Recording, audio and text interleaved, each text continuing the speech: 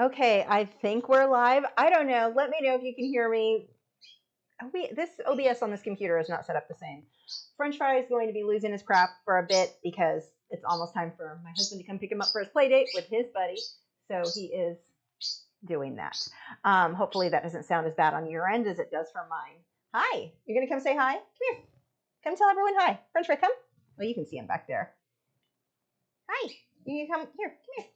No, come here. Oh, you're being a brat. Okay, anyway, there's French Fry. No. And then I've got Tila, my Ridgeback puppy, and the bad cow is outside my office door, so she's watching him. She's way too interested in him now. She's not allowed in here, so she can't actually get to him, but she's, yeah, that is what's going on over here. Okay, so let's go ahead and get started. So we're continuing last week's No One Wants to Listen to That. Yeah, no, yeah, you can talk in chatter. That's cute. You can do that. Say boop. Did you hear his boop? And then he laughs after he said boop. Anyway, so tonight we are going to be continuing the submissions from last week. There were a couple of extras. And then I found a couple that I completely missed. They went to my spam folder. I found them this week. So no one wants to listen. Talk. Don't yell. Just use your inside voice. No, that wasn't your inside voice. Okay. So first we have, we're going to be looking at Holly's work. And okay, hold on. My setup is kind of messed up. You're being really loud, sir. Okay, here we go. This is Holly's. That's loud, and you're making me go deaf. Can you please stop? And you're making Tila eye you in a very concerning manner. Can we not? Please? Can you talk nicely? Talk nicely. Say beep, beep, beep, beep. Talk nice. If I could just get you to talk instead of yell. Maybe kind of so speak for yourself, Lisa. I love to hear the tweets. It's loud. I'm guessing that the microphone is toning it down for you guys. He's making me deaf. It's loud. Yes, you're loud. You're a very loud baby. That's a loud beep a beep. Okay. So anyway, let's go ahead and get on to this if I can work through him yelling in my ear. Holly says, let's see, this cougar painting is the finished piece. I feel pretty good about it, but I would appreciate some constructive feedback. Stop, you're being too loud. You are really hurting my ears. I think Matt's coming, hopefully. I feel pretty good about it, but I would appreciate some constructive feedback. Is there anything I could have done to take it to the next level? The mountain lion / cougar was what I was going for, a more realistic look. The cave around him was to be more abstract. I wasn't fussed on exact rocks. The focus is on the lion. So I love this. I love so much about this, and I love that you want to take it to the next level because you are right there. Okay, hold on. Let me text Matt to come get him.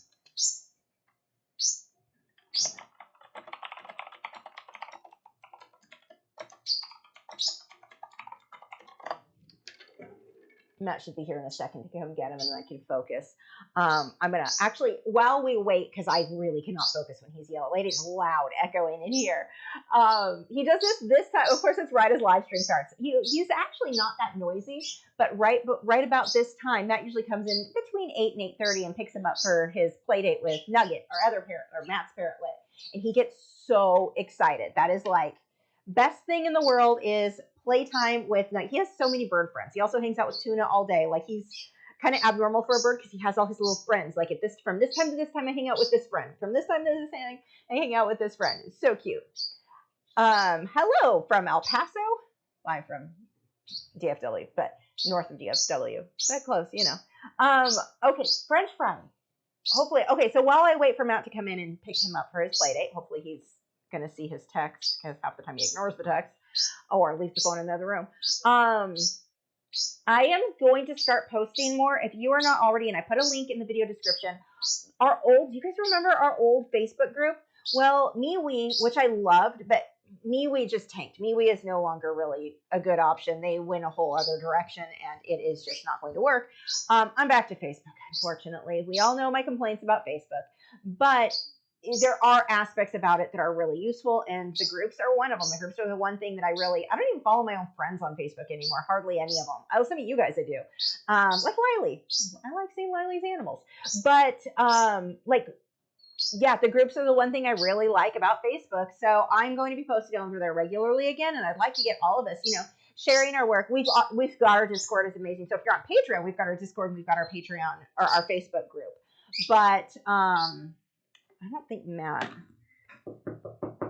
my wall here, I'll just knock on it, maybe he'll notice. My wall is right next, it shares the wall with the bird room. So hopefully that will get his attention. It got Loki screaming. So yeah, here he comes. But anyway, I'm going to start using that group because that group's kind of, we have some people who post regularly, which is awesome, but we have not been, yeah, he's horrible. He needs to go for playtime. Oh. You watch it because Tila, down. Tila, down. Stay, good girl. Yes, good girl. Anyway, so yeah, everyone kind of quit MeWe. Unfortunately, that platform just tanked. It started out so promising and it tanked. Anyway, there we go. Now I can focus. So I put the link if you're not already in the Facebook group. Like I'm gonna start posting regularly on. And actually, just a side note with those of you who do use Facebook, Facebook is now paying us for our posts. So not like the group. And there's a fly in here, so that's not going to be distracting at all. I blame Tila for that because she's slow coming in and out of the house. The flies are getting in. But anyway, Joseph said we went way off the rails. Exactly.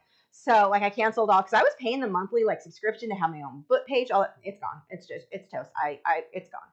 So anyway. Back to Facebook then. Facebook's been behaving better lately, at least. I don't know. You can't really trust any of the social media platforms. But if you do have a Facebook page, they are now giving you a cut. Like if you're uploading your videos. So I'm going to start uploading all my YouTube videos over on Facebook too. At least one a day will be going up on Facebook because if I'm going to get paid for it, well, heck, me as well. It's already edited. I may as well throw it up there too. But you guys may be wanting to do that as well for yourselves because if you can get if you're monetized on Facebook, and I don't even know what it takes to be monetized. I don't think it takes much. But just your regular posts, your shorts, stuff that you would be posting maybe on YouTube anyway or on Instagram, you're actually getting paid for it now. Not a lot. I got like $11 in the last couple of weeks. But hey, it's $11 I didn't have. That is a new bag of treats for the little miss over there and Bad Cow. So anyway, kind of a cool thing. But I am going to be using our groups a lot more, getting back into what you used to post all the time over there. We used to have group challenges. Every month we had a group challenge. If you guys are interested, maybe we should start that back up. We'll see what we want to do there. We've already got, which I don't even think I posted this month yet. We do the sketchbook, the daily sketch challenges over on Discord or with Patreon, but maybe we want to get something like that going again for our Facebook group. But again, the link is in the video description if you're not already in it or if you forgot what it was, because like I haven't used it in years, like barely at all. So I'm going to start using that constantly. Anyway, if you guys want to get in there too, oh my gosh, this fly. So, okay, let's get back to this piece now. So focusing on this from Holly. Holly again had said she was going for a more realistic look on the cougar, but the cave around him was to be more abstract.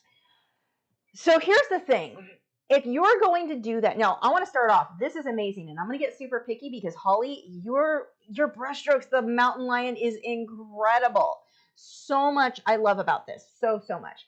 But being that you are doing so good and you're looking to take it to the next level, let's talk about the rocks in the cave. Your mountain lion is amazing, but those rocks in those caves are just pulling that whole painting down. They are dragging it down, and I know you said you wanted to focus on him. I would rather you have, like, let's play with it. We got some time. Let's go with, let's actually just do this, add a new layer, and I'm going to draw on this. Like, let's just see what happens if we get rid of these. A couple of things, got to do some rearranging. Now again, I'm going to get picky because I think you're there. But if you didn't want to put the work into the rocks, I would have rather you not put the rocks in, but put the detail on the ones up close. Let's get the cave. Those lines are just pulling me off the canvas. Like if I were to walk by this painting and it's hanging on the wall in a gallery, I'm shopping. I'm looking at this and I'm like, my first focus, I'm seeing this rock here and I'm being dragged right off that canvas. I'm not even focusing. The mountain lion isn't even a part of what my eye's landing on. I'm landing on this big rock here and off. So, I'm looking on the screen. Maybe it'd be different in person. But I feel like it just removing these lines. This is one of the things you want to watch when it comes to coming up with composition of your piece. Your goal is always going to be trying to keep that viewer inside the canvas as much as possible. And when we have certain straight lines, and especially in a case like this, we've got these straight lines, they are pulling the viewer away from the subject instead of into it. They're doing the opposite of what you really want it to do. Now, maybe if those were softer, it could work, but being that it's so like in your face, it's the same color as the Cougar too, which is a huge, huge part of the problem. It is really just they stand out more than he does. So what if instead we came, and I'm going to do just a crappy, ignore this, how crappy this is about to be. Miss, stop. Let's choose. Oh, I meant to fix this last week and I didn't. Oop, and you need to go up. Again, this is a super crappy way to do this, but we're just, oops. Let's stretch you out. I would like to see, instead of the gray, I would probably go black. But already, look at what a difference that makes in the piece. And now it's too tall. The mountain line would need to be bigger. So let's do that as our next thing. Let's say we're going to load. Actually, let's do this. Tila, stop.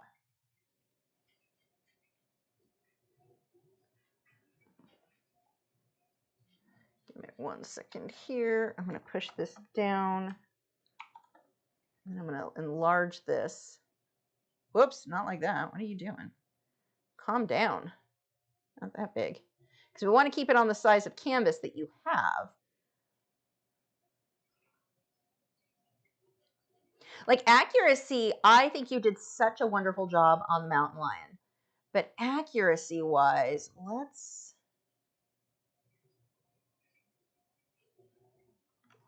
that one change. Look at the difference in this piece. I mean, that's a big, big difference. The other thing is when you do the rocks like what you've got here, and I've seen, there's a girl I watch, she does the same thing. She overblends everything. I watch, not watch, she's not on YouTube. But, so don't go try and figure out who it is. You all know. But for years, I mean, the last 15 years, she's done the way you've got the rocks blended. They're beautifully blended. You are amazing at blending. But one of the things that happens a lot, it's funny because I think this is in one of the videos I'm editing coming up, one of the top tips I was talking about. People have a tendency, we learn to blend, and then that means we have to blend everything, like blend and blend and blend, and we over blend. Thank God you did not do that on the mountain lion, so good job there. I'm very, very happy for that. Like his coat, the brush strokes, I love it. But with the rocks, they're so over, and I know you said you wanted abstract, but here's the thing. If you want something to be abstract, but you've also got a super realistic part, you need to make it so over the top obvious that the other parts are supposed to be abstract, because what this reads as, when they're just kind of softened like this, it doesn't look, the rock up front kind of look, you could say, okay, it's out of focus, but then why would the stuff behind it, like you're not going to have the, it's not a out of focus situation going on. So it just looks like you over blended it. And this isn't something that happens a lot when artists first start to blend and they master blending. They tend to overdo it all the time. But I have seen the case, like the one person I was talking about, where she just did it on everything. I haven't seen her in a couple of years. I don't know if she still is, but I mean, every single thing I saw for years, she was just blending and blending and blending, and to the point where everything looked slightly out of focus. And you might argue, oh, well, then that's the style. It wasn't. That wasn't her goal. Her goal was realism, but she wasn't. She was just stuck on this over blending thing. And this is very much the same. And I see this a lot on people who first get really good at blending, is that they overdo it. But if you're going to blend two different styles, mix two different styles, so abstract, or let's say more brushstroke, more painterly, which I think is a better choice, you've got to make it very obvious that this part is supposed to be a different style than this part. Otherwise, what happens is it looks like you just rushed through this. Like you put all the work into the one part, but then you rush through the other thing. I see this a lot in pet portraits, where the inside of the mouth, that's why we did the study on the mouth recently, but the inside of the mouth and the nose and the ears, these are sub areas I see rushed all the time because they're not fun. The eyes are fun because you do that and it's like, oh my gosh, it looks so good. The eyes are the easy part. Let's be realistic. Any one of us who has painted a pet portrait know the eyes are always the easiest part. But when we get into these other areas, so the inside of the ears, not the case for yours look great, but we see this a lot, like dogs, where you've got so much going on inside the ears, but people will just kind of blend that out a lot, and it will pull down. It doesn't matter that the rest of the piece was so good, it drags it down.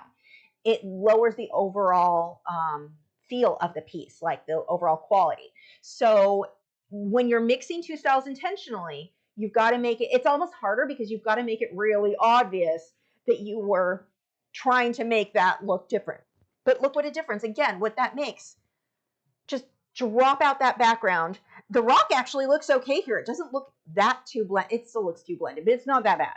But just a solid background. I mean, this has some shading, but just solid black would have been fine. And it would have looked a lot better and not have, your eyes wouldn't be drawn off like what's happening with the cave.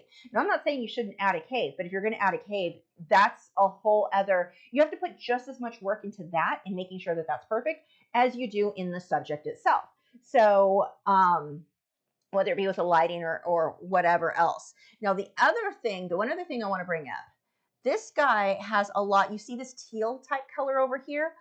Here, you've gone very, well, the picture is very gray here. It just lacks all color altogether.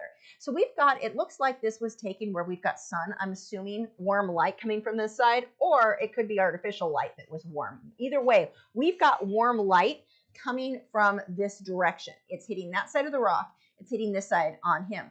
I would pull some of that warmth into the rock as well, and I would take the teal here. Actually, let's just do that. The teal that we've got here, you can see that in the eye. We can see these beautiful colors. That will complement, and maybe it's not teal. Let's see. What color are we? We can actually color match. Just kind of a blue, a warmer blue. So not quite teal, but getting there. So I'm going to use that. I'm going to switch my brush. Oh, I can see. That helped. And we're going to drop the opacity way down.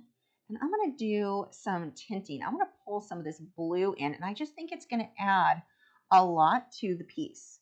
Not a lot, but it's going to make the orange areas really pop. Let's pull this into all those shadowed areas.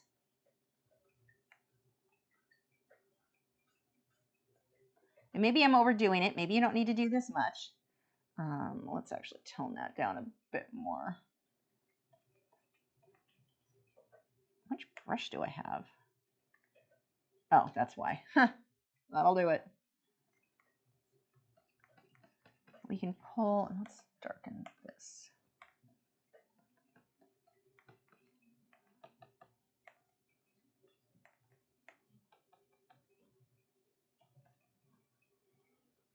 But look already what a difference we're seeing. Yeah, actually that works. But getting that blue, and you can see it in the reference photo where those cooler tones are. We're going to do the same thing. Let's pull some of that on the rock on this outer edge.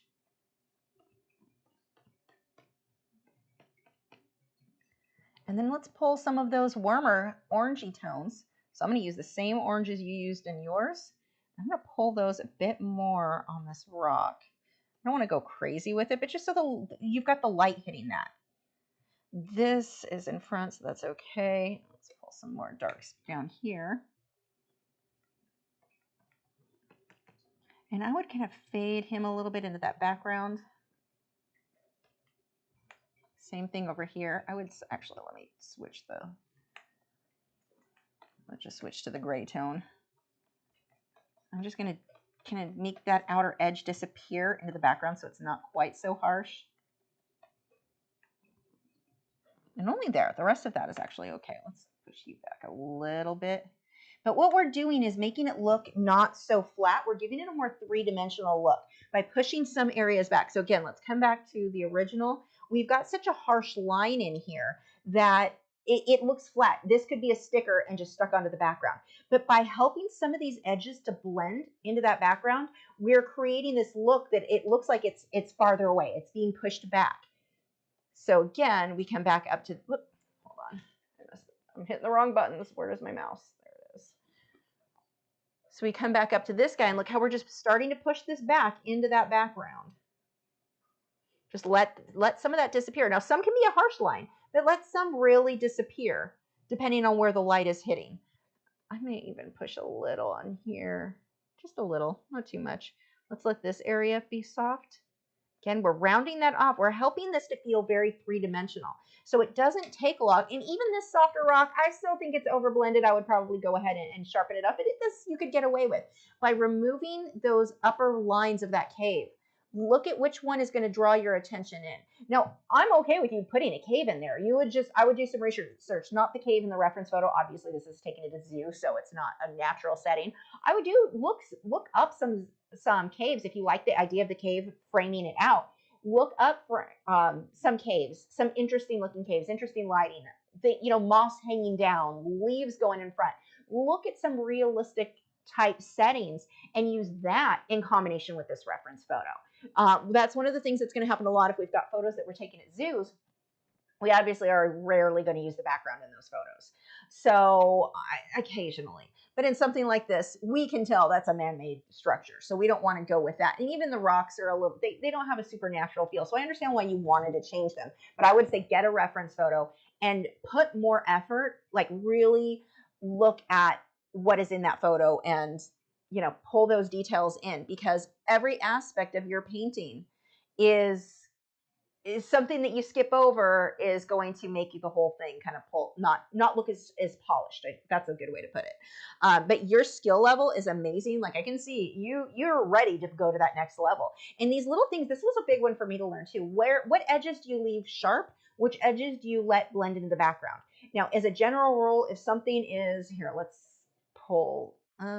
We'll use this guy. If something is super, super sharp, let's just do this, and I'm gonna pull another layer up so I can scribble all over it.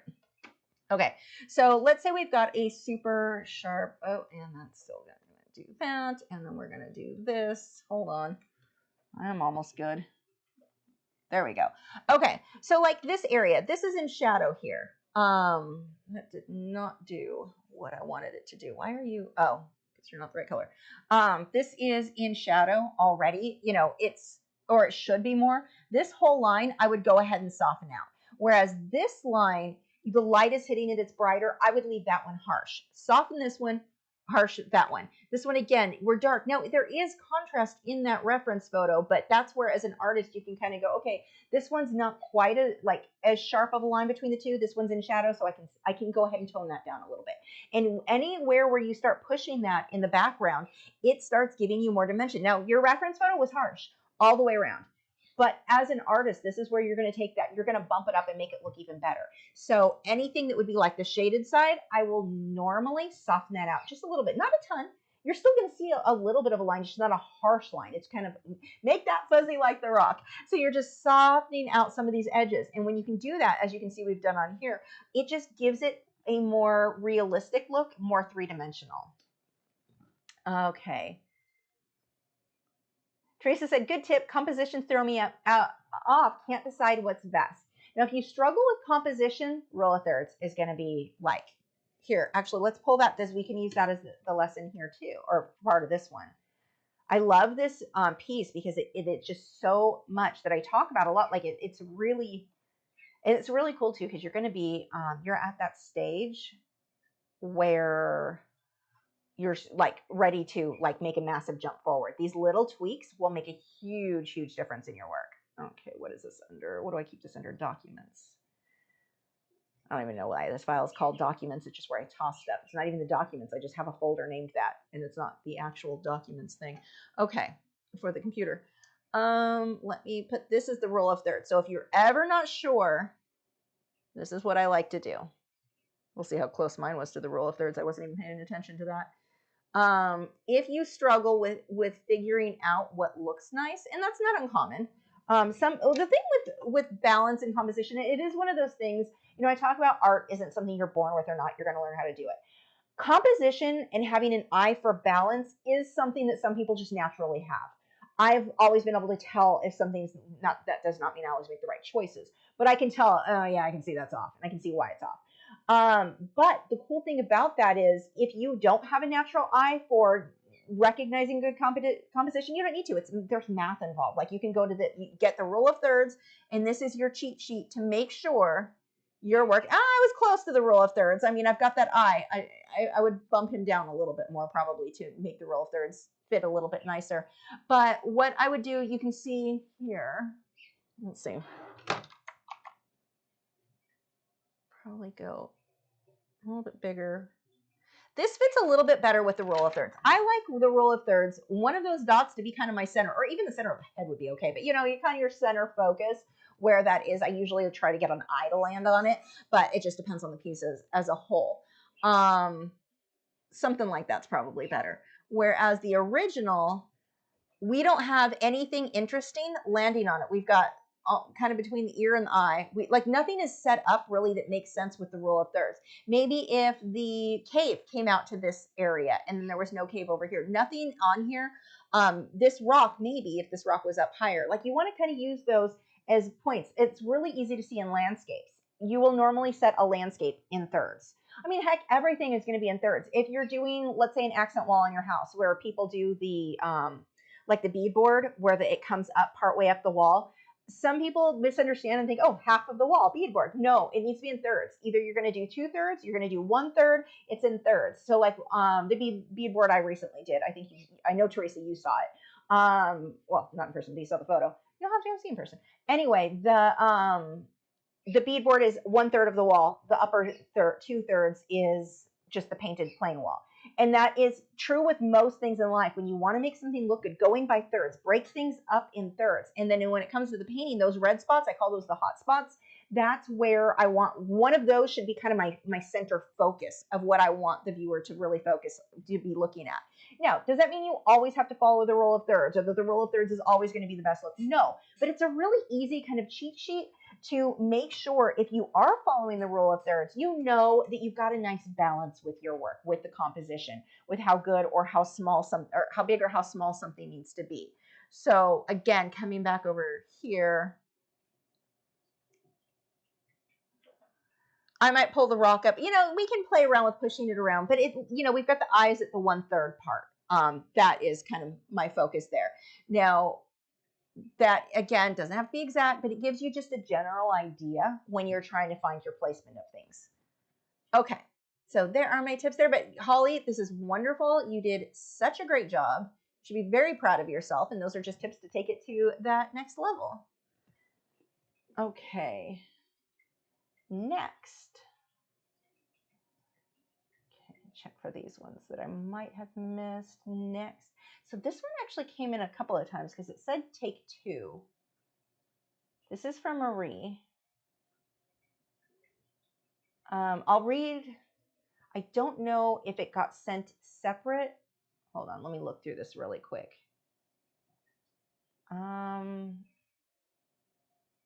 Okay, this is really cool.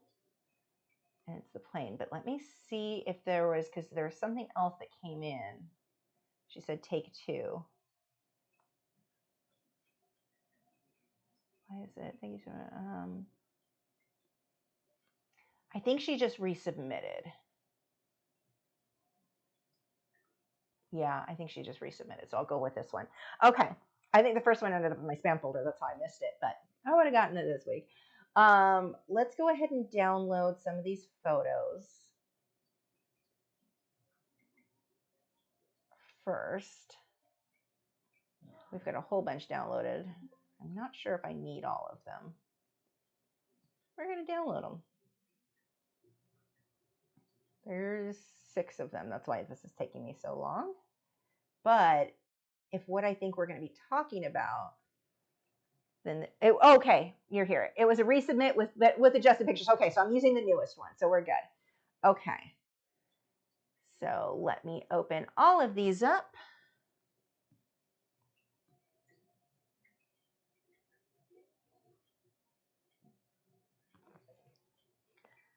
Okay.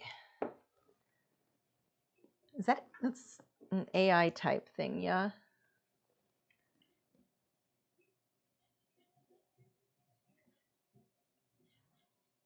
I love that you've got your color swatch, like you've got your color palette out. I'm really curious to see what your email says, because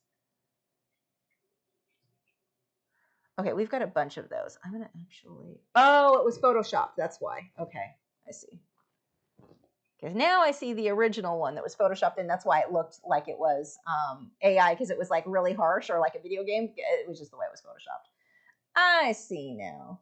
And then here we have this is what we're mainly looking at. So we've got a bunch of images we'll be going back and forth between. Okay. Just you playing with pictures. Okay, that makes way more sense. And I love, we can talk about too, what you've done with the palette is a good, well, I don't know where you were going with it because I haven't read yours yet, but it was, I can tell you it's a smart thing to do and we'll talk about why. But let's first read this. Okay. Marie said, I want to paint an airplane speeding out from a bright focal point and I need help with composition. My goals, lights and darks strong enough in composition that shows off the plane. Interesting color palette that supports the airplane without overpowering or being boring. I want the plane to pop. I want the art to have a feeling of speed or power. I'm envisioning the background to be just lines of color that do not represent actual colors, but give the feel of mountains, valleys, farms, etc. The sky will have streaks of blues, creams, but no cloud shapes, only hints within the streaks. The airplane is the only object in focus, which will be a color match on the reference photo. For realism, this is gift for the pilot. Looks archival sanded paper is what you're going to be doing this on. Or is this final materials? Man, you wrote this up so nice. Thank you. The final materials, Lux archival sanded paper, polychromos, color pencils, pan pastels, and brush and pencil powder blender. 8x10. Despite using my lightest hand, I really struggle in getting enough layers on the Inktense pastel. I think that's your go-to, so that's why the Lux archival sander. If sanded paper works better for you, sanded paper is the way to go. I mean, use what you are comfortable with. I use everything, so but you're gonna have your favorites. Go for your favorites. There is that's totally fine. And Lux archival is the sandpaper to go with. Let's see. Go away, fly. My struggles: selecting the color palette and getting the light dark range of desaturated colors. I've submitted 3 color palette options. I'm open to anything you think would be better. I really struggle with desaturating the color pencils, especially the blues. I keep getting a brown blue or orange instead of a dull muted blue. Go with gray. You're great, that you probably just need to use gray. Usually we see blues and we're like, it's blue, it's gray. It's generally just gray when it's blue, but we'll talk about it more. Included my test squares for the blues on Arteza premium drawing pad, 80 pounds. When I try to desaturate the colors, I can get the dark ones, but not the lights. If you're willing to do a demo on how to blend a light dark range of desaturated blues, start with black and white. Make gray and a tiny, I don't even need to do the demo. Little bit of black and white, such a small amount of blue. And sometimes add purple to it because the blue might be too greeny. If you're coming up with that greeny tone, then add a little bit of purple to it. Can probably help. But you want to start with black and white. Get a gray that's the right value that you want, and then slowly add a teeny tiny bit of blue. Because blue tends to, it takes over. It really does. And now that I know what you're doing here with the color study, I actually wish I hadn't pulled all these up, so I'm going to close all of these and reopen them so they all are pinned, because I think that will be easier to look at your color sample. So let's start by looking at, I see what you mean on the light streaks here. That's actually, it's a cool look, but it's definitely very stylized. Inspiration photo, I'm modeling my art after the one on the left, but with the softer, more blurred speed lines from the right. I want my plane to pop more. I'm also concerned about the busier lines on the right could overpower my plane. You can have the lines and you can have it be that busy, but don't make the lines so harsh. That's going to be the difference. You want them to be more out of focus like what your other ones were, and it's not going to be such an issue. I mean, you can take this actual photo and put a blur on it. Actually, I don't even play with these other blurs. They're probably a better blur to do this with. I'm just going to do the, not that much. But if we can soften, don't look at the plane, but we can soften those, and you can kind of see where it's not as busy now. You've got the streaks, but they're not as harsh. They're more out of focus. That's what I would go with, so that it's not overpowering the plane, but you still get that look. Now, you can hype up the contrast then between the light and the blues. Just, kind of soften those edges. Keep them not being too harsh. But that's what I would go with there. Now, let's look at your color palettes. So the plane that you want, your lines look great. I see nothing wrong with what you're doing, other than I would not make the lines white is harsh. I would just soften them a little bit. And as far as desaturating the blue, okay, now I see what you mean, where you said it was the lighter ones you're having a harder time with, right? When I try to desaturate the colors, I can get the dark tones, but not lights. Start with a light gray and just barely add blue to it. Barely add it. Start with mostly light gray. And especially when you're working with the pan pastels, that's going to be easier to get that light gray with pan pastels.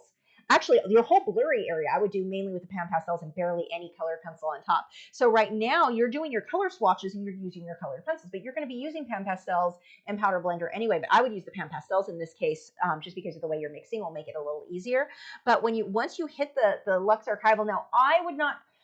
You need to test all this first on sanded paper, but I would not test it on Luxe Archival. I would do something cheap. Just go to the hardware store, get some like 600 to 800 grit sandpaper, and test it on that, so that you're not wasting your Luxe Archival, because Luxe Archival is, you're paying for premium there because it is acid free. But when you're doing a sample, I'm not going to waste my money on my Luxe Archival money on sample stuff. So go get sandpaper. Or in my case, I've just been using the old, what did I buy? The UART crap. In my opinion, it is crap because it is not acid free on the back. But it's acid free on the front. Yeah, it soaked through on mine. When I tested the front, my front was no longer acid free too. So I don't know. They can go ahead and explain why that is, but that is maybe because of how it's stored, because of how they ship it, or is it because it soaks through? I don't know, but I don't trust it. So anyway, but try, something cheap is what you want to go with. I wouldn't spend a lot of money. But as you do these streaks, you can do all of them, just slightly blur the edges and you're fine. And you can do the same colors. You're totally fine with that. I think that your design, your layout, your composition is wonderful. I wouldn't change your lines. The way you've done this and the way you've made sure like that your layout is good. I absolutely love it. So no changes there, but when the way that you're mixing your blues, and the reason that you're having a hard time with that is colored pencils are typically going to go darker like that. So start with a light gray. If you're doing the pencils, let's say you're going to use powder blender, start with a light gray and like white, and then lightly, just a little bit of blue, and then let those mix together. Or the easier way in this case, because of the way that you're mixing them, pan pastels, just mix the gray, the gray tone that you want, the light gray, and then add a little bit of blue. That blue is going to want to overpower. So again, be careful with that.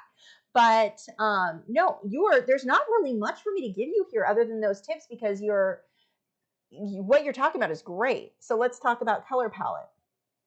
This is all of these will work. Now I want to use this. I know this is not helpful for you, but for people watching, doing a color chart, like color swatches like this to get an idea of your colors, will make your life so much easier. If you're on Patreon, usually when we do the lessons lately, I've been doing color swatches that look something like this. So even if it's not as elaborate as what Marie has, let me show you.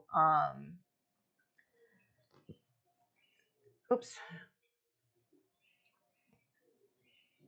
Give me 1 second. Where is...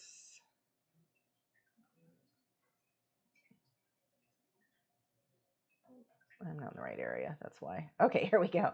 Let's see. It was something we did recently. We did I do one for the rocks?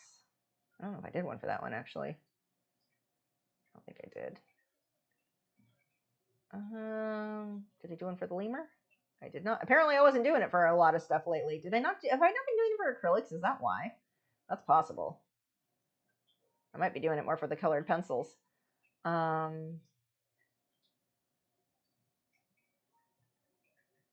Nope, didn't do one for that. What a great example. Here's all the stuff I didn't do it on. Actually, let's just do this. Let's just pull up all the color swatches. So even something as simple as this, where you just have a general, and I usually will do it up against gray because it makes it easier for me anyway to see what the actual pure color is. But just to give yourself an idea of the actual colors you're trying to blend or mix, or even just which colored pencil to choose when you're working on pencils. This, I think, can make it a lot easier.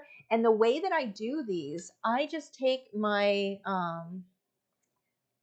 I do it in Photoshop, but any editor, and I just color match. Like, there's that color. So now I know what that one is, that it's actually like white. Here, that one's more of a cream.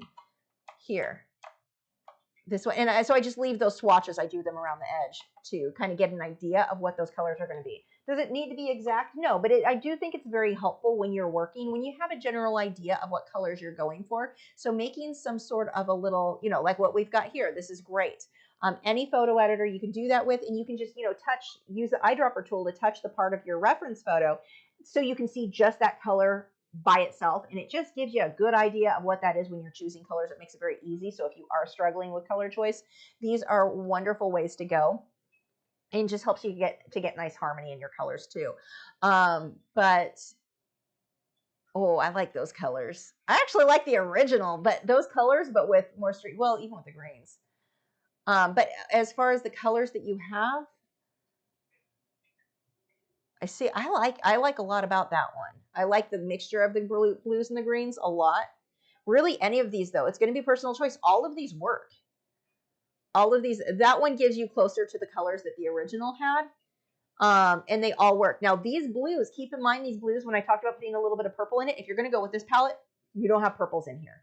These are not purple blues, they're greenish blues. So you would have your grays and then a little bit of a greenish blue or like a teal color. Don't mix your purples in here because these are not the colors in this at all. Actually, this color palette, I think I like the best of all of them because it pulls in the green, but the blue still allows the green of the plane to stand out. Like you can still get everything standing out really, really well. If it were me, I think that this color study is the one that I like the most. And just keeping everything on the plane super in focus. You might hype up the contrast a little bit. Dark's a little darker, light a little lighter as needed. But the background just faded a little bit softer. Maybe not quite as dark, a little softer. But again, keeping those edges softer. This would be like looking at those three. This is going to be personal preference. This is not a right or wrong answer. So you may decide you like one of the other ones better, and that is not wrong at all. This is just me looking at those. I really like the colors the best with this one. I like the colors a lot too on the original photo. I think this is beautiful with the yellows and stuff. I think that's probably why I like the other one because it's so similar. But those color swatches you might want to go with too. Those really do look good. But like you said, if you wanted the green, you know, to look like the Land Below, I like this one. And then the color, the line drawing you have, you're there. You're ready to start. I think what you've got right here is going to look absolutely amazing. It's just don't go too dark on the background. You are going darker here than what you want. Look at the reference photo, how light those, like you see here, how light those are. There is a little bit of the dark green, not a lot. Not a lot of the dark. Keep it a little bit lighter so that the plane can stand out more. You can always go back and darken something up. It's a lot harder. I mean, you're using pan pastel and colored pencil, and you're working on sanded paper. It is you will be able to lighten it if you need to, but it's easier to darken something than to lighten it. So in this case, when you do that background, lean a little bit lighter. And I don't always say that because usually people tend to go too light. But in your case, I would play with the lighter ones and then slowly go through and darken as you build up. You know, once the plane is in and you can see where that contrast is, what might need to be a little darker. That's how I would approach it anyway. But yeah, any one of those you're good with. So they could do the art over a cloud like the original also. Yeah, over the cloud looks great. Those colors are beautiful. The colors in the original photo, I mean, obviously they go together because they were taken together. So the colors from the background are picking up on, I mean, everything. The colors here are just obviously going to be perfect. But using that with the lines that you had drawn would work really, really well. So anyway, I mean, I would change I wouldn't have the clouds as far up on the tail as they are. In order, you'd have to use the same colors, but you have to shift it to make your lines work. But there we go. Whoops, my mouse is gone. Okay. So hopefully that is helpful. I love how prepared you are to start this. Now, the one thing you've got to be careful with, because this is one of the things I've personally found to be the case, the times that I go over the top preparing for a piece, I have a tendency to almost put it on this pedestal. Like it's such a big deal that it's hard for me to finish. It's hard for me to jump in because I don't want to mess it up because I put this on this. It has to be perfect. It's going to be the most perfect piece pedestal. And it is really hard to jump in and get that done. The buffalo, I did that recently with the buffalo with the flowers. I was so excited about that piece. And I mean, I had a lot of personal life stuff going on at the time. That was during the time I lost kids and just everything. The the dermatitis herpetiformis, I think is mispronouncing it, the celiac disease rash thing, where I thought I was going to itch my skin right off. That was all during that. So that was part of it. But even then, it was hard for me to jump back into that piece because I had put it on, did so much prep work, and I put it up on this pedestal, and I was like, now I can't finish it. Like, I'm going to mess it up. I don't want to mess it up. I have this great idea. Just finish the dang thing. So just watch out for that, because I know that recently really happened to me. Okay. No, in your lines, you said interesting. I was afraid it would be too boring without the darker contrast. No, the plane has all the contrast in there, and those lines, I think, are what's going to make it super interesting. Like just the way I think you're good. Okay. Jen said, I've never been prepared for a thing that much in my life. That's funny. Okay. Next, we have Lily. Tila's watching people walk by outside. Don't you get up, miss. You stay on that bed. She's so ignoring me. I mean, she's on the bed, but she is not hearing me. She just happens to have not gotten off the bed. I think that was just coincidence. Okay. Let's see from Lily. Oh, this is fun. Okay. Lily says 18 by 24 acrylic on linen. I tried to finish it in time for tonight, and then I made you wait a week. You had another week. I'm sorry. A creation in my mind, no reference other than about 1,000 photos taken at Kansas City Sea Life Aquarium and Henry Dorley Zoo Aquarium. Each small item of the painting has multiple reference photos for it. Wanting realism, not photorealism, still needs to look like a painting. Trying to make it look underwater with depth and accuracy. Make people smile when they view it. Okay. Oh, this is fun. You know I'm going to have fun with this one because it's me and the ocean. Okay, so the main thing, and this is going to be the easiest thing, is we need to create depth in this. So we've got a few things. One of the things that I like to do when I do ocean life is I make fish in the foreground much, much larger, make a few of them at the, up front to create depth. Because right now, every single one of these is about the same, like they're all the same distance away, which makes sense because you got your reference photos all probably about the same distance away. But everything is about the same. Now, there are some tricks we can do to this to help with that. But besides that, everything, all the coral, all the fish, like you've got all these cute little anthias in the background, their dimensions compared to what the yellow tang would be, compared to all, like they're all the same. Actually, the clownfish are really big. The only thing in here where the dimension would be off, the clownfish are too big for how that would make in real life if they were compared to where everything is localized. That would make them that big, and clownfish are really like that big. So that would be the only thing that's a little bit different. But like all of these fish are in scale to each other if they were all at the same distance from the viewer. So that's going to be my first complaint. Make sure that stuff that is up close is much, much bigger. Make sure some of those fish. So what I do, if it's a fish that I'm not familiar with, and I'm like, how big is it? I don't even know how big that is. I mean, when we're looking at photos, how do we tell? And when you're at aquariums, half the time they've got baby fish or very young fish versus like a hippo tang. So Doran. Hippo tang, they can get to about that big, but usually when we see them in aquariums, they're going to be anywhere from here to, that's about what I see, but they can get big. I mean, they get to be decent size. So look up the actual size of the fish. Do know that the juveniles, are going to be little, depending on the species. Some juveniles clearly look different than the adults, but like a hippo tang, the juveniles look pretty much the same as the big ones. They're just, your difference in size, but be aware of that. Right now, all of these, including the sea turtles, feel about the same distance from the viewer. That's the first thing that grabs my attention. These two, the sea turtles, look so phenomenal. My God, you did a good job here. So I love all the shading you did on the coral. I like that you've got more detail on the stuff up front, but I mean, as we get back, like the coral that's behind the turtle up here, I don't know what they kind of look like, zoas or mushrooms, in which case if they were that far back, you're not going to see anything more than like distant sponge kind of look like what you've got here. But the easiest way, now this here, these guys, the distance, the little hint, the shadows of fish, perfect. Oh my gosh, that is exactly what you need. Stuff like that in the background that fades out. But the easiest way to start to give this piece a little bit of depth, we're going to add another layer here. Oops, what do you mean I've gone incognito? No, I didn't. How do I incognito? What is this even? No. Close incognito. Why was that a thing? Add a layer. Why is that adding an incognito layer? You are not doing what you were supposed to be doing. Oh, maybe if I do this. Weird. That button is apparently whatever it is to make my computer go weird. So I don't know. Okay, new layer. So all we need to do, I actually like so much about this, but all we're going to do, this is so easy, is we're going to take the opacity way the heck down. I'm going to color match to your blue, and I'm going to change this to this. We're going to make it soft. We are going to push these back.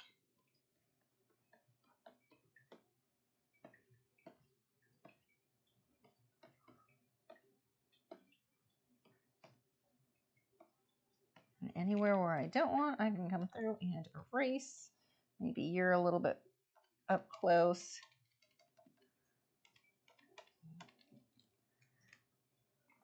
I'm going to push some of those. I definitely want more blue on these turtles. They do not look, this guy up close we can leave with less blue, but some of these we definitely want to get some more blue. Make them look like they're out there in the water and not just stuck on the water, if that makes sense. Because that's one of the things that when, I know this was one of my biggest things when I first started with marine life, everything underwater, it was the same. Like if we look at a photo of a fish, you're going to see definite whites. You're going to see definite, like those colors are too pure.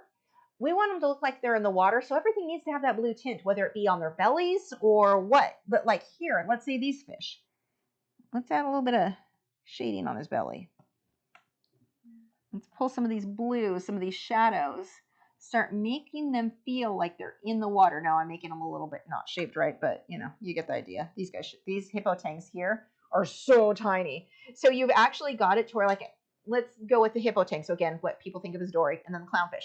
Clownfish full size, right about there. Hippo tang full size, right about here. We've got the reverse happening, where up close is little, and that's what the clownfish size would be, whereas in the background, the hippo tang. So, you know, that's what I'm talking about with the size.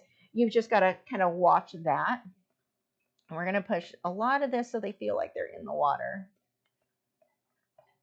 What are you chewing? Are you chewing on your foot again? I heard that, miss. She's like, well, you didn't give me something to chew on. I had to find something. Just getting bored. I'm even going to let's pull some of these a little bit darker. We can still have some nice contrast in here. I don't want to make it look too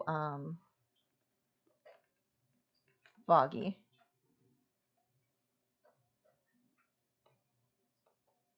I'm going to darken this a bit more, and that helps the sea turtle's head to stand out more too.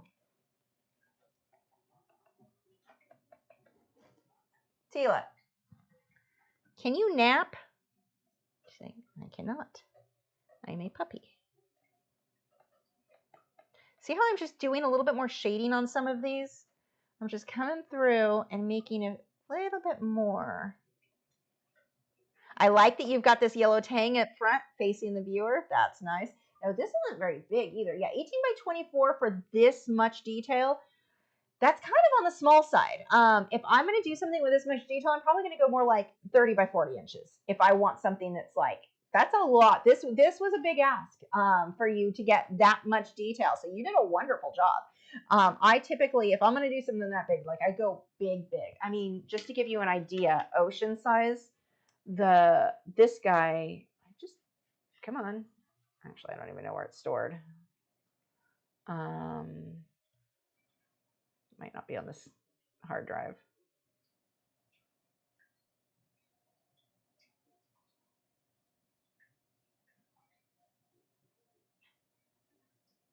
Okay, this isn't the one that I was looking for, but we'll use it. This one, do I even have? This one was a 24 by 30 inch, and that's not even that much detail. When I do ocean stuff, when you've got the level of detail that you've got going on, your life will be so much easier. Just go ahead and go bigger. It's much more fun to get where you've got some room on those fish. There was another one that I was actually looking for. It's not on this. I don't know if you saw, I posted it was a reel that went on Instagram and Facebook, but it was the painting I have above my fish tank with the orcas and the sea turtles. That one's a 30 by 30. What is that? 30 by 40 inch, I think, on that one. I mean, it's big. to get, though, when you get that level of detail in the fish. So when you do want to get more realism, going with larger is so much easier. So I'm going to actually pull a little bit with, well, maybe not that much. Let's tone that down a bit more. Let's do the eraser, do half. So we can, get a few of these to stand out. I don't want it to be totally blurry. No, maybe those ones should be a little bit more blurry.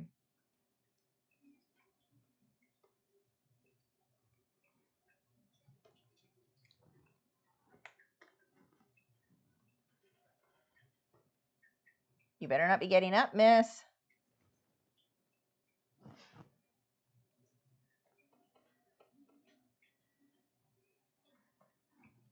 So I'm just pushing some of this back. Let's bump the opacity a bit more.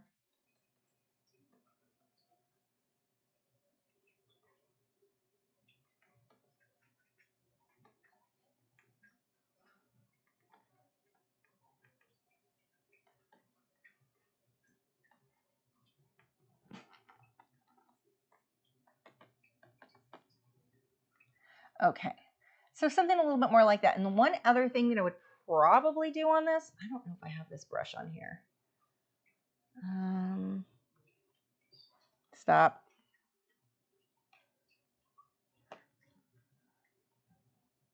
That might work. I don't even remember how to turn these. There was a way. Is it this?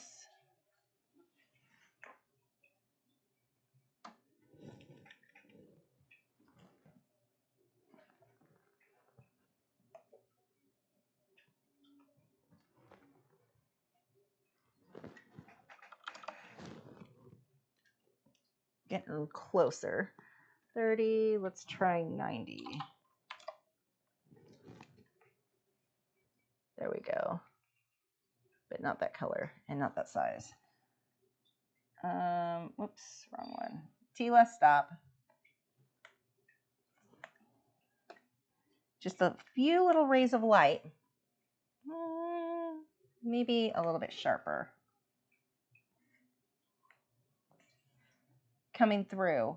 So that was a softer version. Let's try a different brush. I'd like something. This one, it gives me the atmospheric rays, but it's hard to see what they're going to look like. If they're going to be sharp ones. It's kind of a cool brush set, but not the easiest to choose which one you want when there's this many of them, and I have no idea what any of them look like until I test it on here.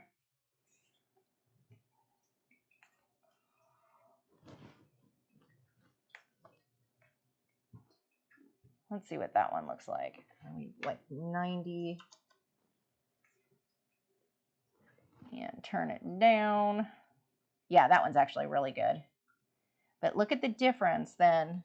Okay, let's put the opacity up a bit. We can get a few rays of light coming down. Look at how much that adds too. So those are the things that I would do to adjust. Where's my mouse? Oh, that's the problem with using this thing. I can't find my mouse. There we go. Things that I would adjust to make it look like it's underwater. It doesn't take a lot, and you can do this from what you have now. You don't even have to change anything. I mean, my complaints about that the fish are kind of the wrong size, most people aren't going to know. Most people are probably going to be okay. However, who's your target audience? Probably somebody like me who has a saltwater tank or is really into the ocean, so they might know that. She's laying on her back. I wish I could show you this while chewing on one of her paws. That dog spends so much time on her back with her legs all in the air. Anyway, that's Tila, by the way. But yeah, look at how we can now, just with these little tweaks, not a lot. Your painting is amazing. But look at how we can be like, oh, it's in water and we've got all of this depth. And it wasn't that much that I did. This, if you've got an airbrush, I would do almost all of this with an airbrush because it's easier. But if not, you're just going to be glazing.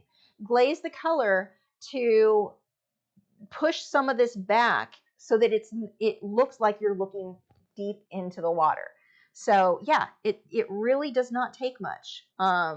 But those little tweaks go from, and this is the problem that a lot of people have. This is the problem that I had when I first started painting. This is way before the internet. I had a book. I actually still have it. It's in my studio. I found it recently. It is falling apart. But it was different fish from, I forget which area. It was like a field guide. every single fish, well, they're taken with like bright colors, like it would be in an aquarium. The colors are perfectly clear. You're not seeing them at a distance. So you're not seeing those blues and those hazy tones that make them look like they're in the water. So this is where you have to take those photos and make that change. If you go through and look at all of my, like really look through all of the marine life that I've done, they're Lachri.com. I think most of it's on my, I don't even know what I have on my website. Hold on. Maybe I'm giving you bad advice. Lachri.com/gallery. Don't eat your bed. Oh, my internet is being horribly slow. Oh, Lord. Okay. Well, yeah, if you go through any, I do have some ocean stuff on there, but if you go through the ocean stuff, notice how the stuff in the distance, it's the same color as what the background water is. And there's, again, lachri.com/gallery, and you can see all of that within all of the ocean stuff. And it just pushes everything, anything that's underwater. It will push it and feel like it's underwater, because if you don't do that, it feels like they're not underwater. It feels almost like being in an empty fish tank with no water. Like you've got all the elements, you've got the coral, you've got the fish, but there's no water there. We need the water, so we want to push those blue colors on what's in the distance. You started it because you do have some back here. I lost my mouse again. You've got these back here, but even with all the stuff in the foreground, all of this is too bright. It's the same. The further back you go, the more blue, or the more whatever your background color is, it needs to adjust to in order to get that depth. Because this is the same as painting a landscape. So every rule that you know on a landscape to make things fade out, you're kind of doing that, but now with a blue haze. So there we go. But really well done. Okay, next. I need to update my website. I haven't put anything new on there. Feels like forever.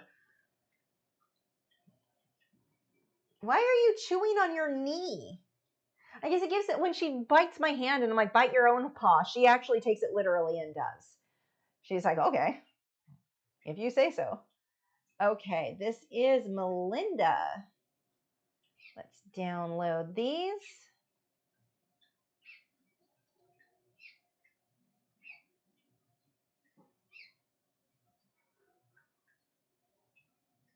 Wow, I didn't even notice this now. Google is doing suggested reply, and it comes up with this whole thing. It's not bad advice, but I didn't write any. Like, I could just click it and send you a message telling you, don't scrap it. You always learn so much pushing through those frustrating parts. I can definitely take a look at it for you. Send me the pics when you can, with a heart. Okay, I didn't write that, but it's like I could just click it and send. Hey, it's weird. Getting a little creepy. Okay, anyway. How weird that you could just click that and auto reply to somebody. Okay. Anyway, let's pull these photos over. So we've got our reference, we've got the painting, and we've got I'm not sure. Let's see what this says. Okay. I'm making a colored pencil painting, 16 by 20. Oh, that's a big one for a colored pencil. I have hit a wall with the following things. The upper wing, where it meets the sky, it just doesn't look complete to the same level as the rest of the bird. I think I might be having issues with the foreshortening. The wood stand, I know it needs to be a bit lighter, and I've tried erasing some of the pigment, but the paper won't handle much more erasing. I've used Canson mixed media drawing board. I purposely muted the contrast because I wanted the bouquet to look like lights in the trees. I think I like the trees and tried to make the bouquet background also.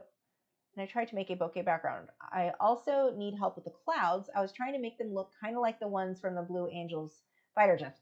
That explains. I figured there was a reason for that photo.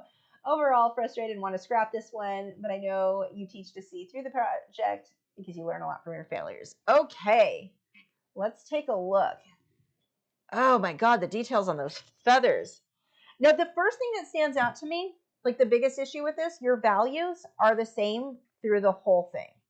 The main thing, I mean, for the most part, the main things that are separating one thing from the next are just your colors. I mean, if we look at, I want to show you this really quick. Layer, duplicate layer, so I can just turn that black and white. Oh, I can see again. Okay. Black and white. I want to take this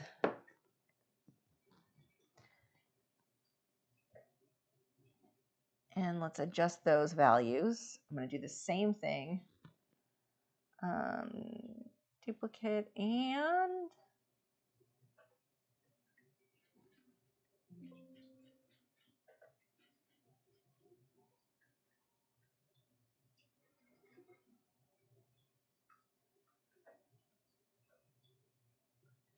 black and white. Okay. Looking at these two, the two things that we're noticing the most, it's the contrast, it's the values. Now, your bouquet looks amazing. Even in black and white, your bouquet is perfect. Don't touch that. I love that. The details are incredible. But now we can also see, where do we need to go darker? Because some of this, okay, the head needs to go lighter. The tail feathers, yeah, we can go a little bit lighter over here, but for the most part, it's a lot of this. And what's interesting about turning this into black and white and comparing it with the original photo, my first thought was, oh, we need to make things lighter. The reason I was thinking that is because our darks are not dark enough. It's not that the light on the head, that needs to go lighter. But the light, like your detail is incredible. Thank God you've got your accuracy. We don't have to mess with that. But we do need to do some work on the sky and for sure. The sky's gonna be hard to change though at this point because that is really high contrast. But the sky and the highlights and then the shadows. So we can see here, look at how this is almost black. This is almost black. We need to get those, I mean, that is black. You've got that actually really good on this one. You can go even darker though. But we need to get those darks a bit darker in order for the lights to look light enough. Now the lights are not light enough, mainly on the head. The wing up here is okay. The problem is your blue, your background is so dark. So the clouds on here, those aren't clouds. Those are, that's the, what is it? Contrails. Contrails? Is that what they're called in jets? I don't know. It's what they're called in normal planes. But those aren't going to be clouds, and that's not going to look, we need to soften that a lot. So let's go ahead and pull this out and pull this out. And let's get another layer. Let's see what we can do here. So obvious big change we need. Whoops, that needs to be not that.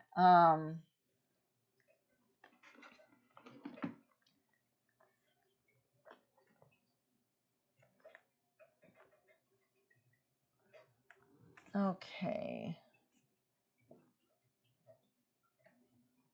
So white, yeah, it's pretty white. We need to get this to be really white. And I have a feeling that you probably went dark so that it would stand up against the white behind it, but it doesn't. He needs this to be white. So we're going to pull those in, and we've got a shorter line of feathers there. So break that up a little bit right in here. We've got the highlight.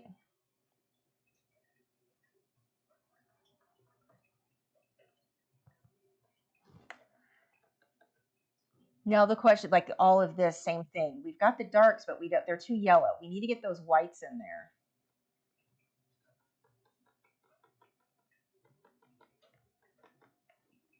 All of this, I would say, is a bit on the yellow side. I would you could tone it down. I'm afraid if you put purple, you might get a little bit too muddy. But it is really yellow. Maybe a gray. Put a gray over it to see if you can tone that yellow down so it's not quite so yellow right there. Your wings, we want to pull some of the highlights out a little bit more. So we do have some areas we want to just sharpen up a bit. And here, this should be more gray. We've got a lot of yellow going on, where this would really be more of a gray tone. Now the wing, I see what you mean. So their wings, I don't think you have anything wrong. This does end up looking, okay, so this is the edge of the wing here. These little feathers. You can even soften this up so you don't see as much detail. Just kind of darken that. Oops, that's not what I meant to do.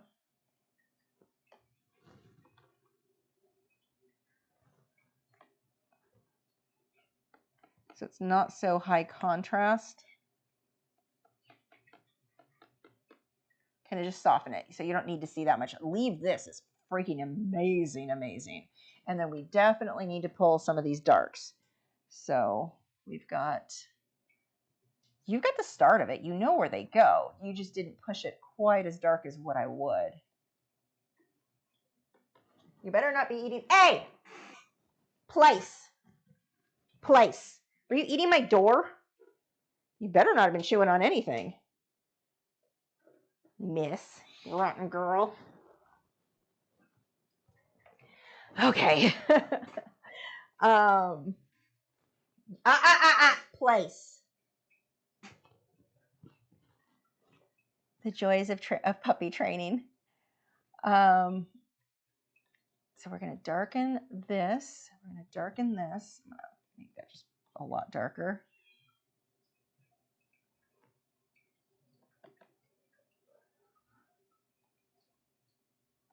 Am I actually too opaque? Let's push this down. Don't you get up, miss. Make these little pantaloons darker.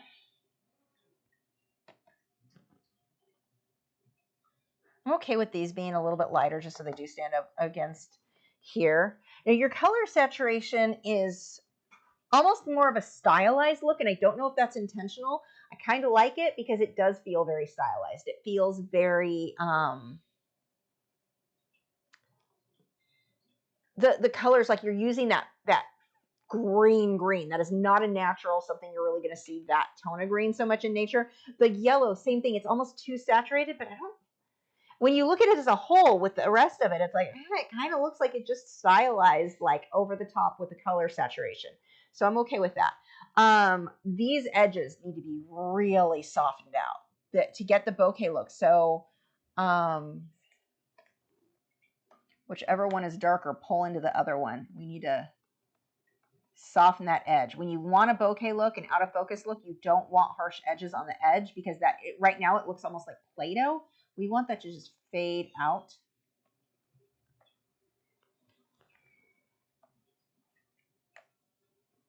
Now here's something else. If you're going to have bokeh here, your sky's going to be bokeh. It's a little bit weird. I think that's why it looks so odd, because the sky doesn't make sense because it doesn't match what is happening up here. You've got bokeh here and not bokeh here. You've got contrails here. So that I would the sky, I would change the sky if you can. Did you say that one was a problem? Help with the clouds, just trying to make them look kind of like the ones. Okay, that one was okay. Yeah, they don't fit. They definitely need to be, I just want this to be soft. I want that to be a soft transition between there. And I would just honestly get rid of the clouds. Let's see what it looks like if we do. Oops, not that big.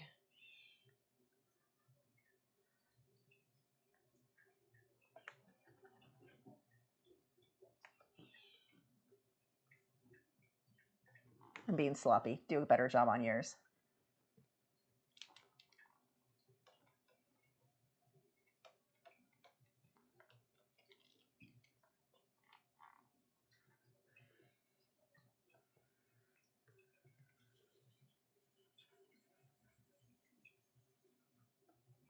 I want to see what a difference that makes. The only thing I don't like with removing the white is the same thing I don't like when the white's there. Well, part of the same thing. It's so we need more contrast. There's not enough light. Where everything feels very dark to mid range. But yeah, the contrails just don't work on this. I see why you like them, but in this case, you can't do a bokeh. I mean, you can because you did, but you don't want to do a bokeh background, but then have a not bokeh background. Like you definitely want to pick one of those. I would go lighter, I think.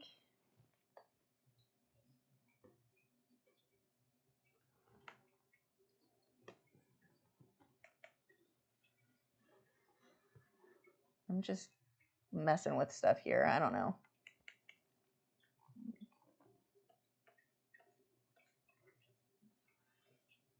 Again, do a better job. I'm being sloppy. Don't be sloppy on yours.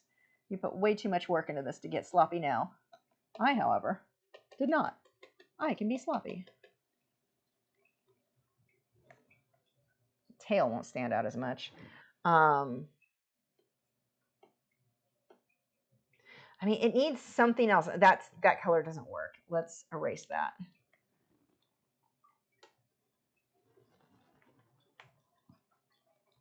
Actually, the easier way to do this, let's just remove that completely. Oh, whoops. I messed that up. I lost the white. Let's do this again with the eraser.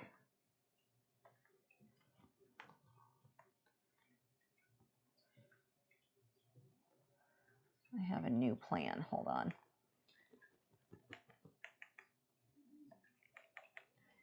Give 1 second.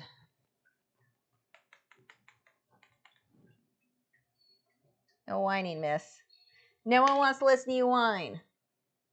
I promise. Okay, you. Layer. Duplicate. Remove background. Oh, it sounds like Matt just walked into something. That sounded painful, whatever it was. Okay, now. And a layer. And pull that layer here. And I think I should. Actually, let's go you and then just a little grayer. Yeah. Or what if we continue on with the bouquet look? Maybe not that one.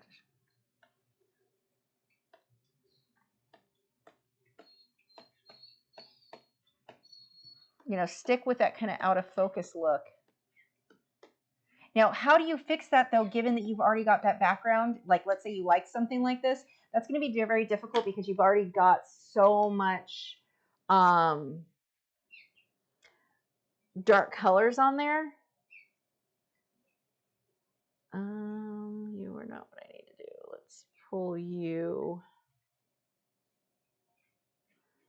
back up.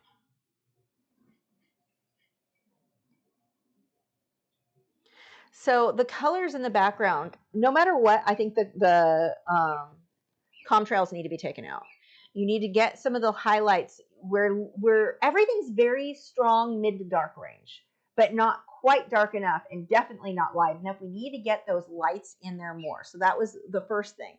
But I mean the white on his head and on his beak, oh, which I apparently deleted. Well, that's just mean. Let's pull those back in there. You back, Beepa?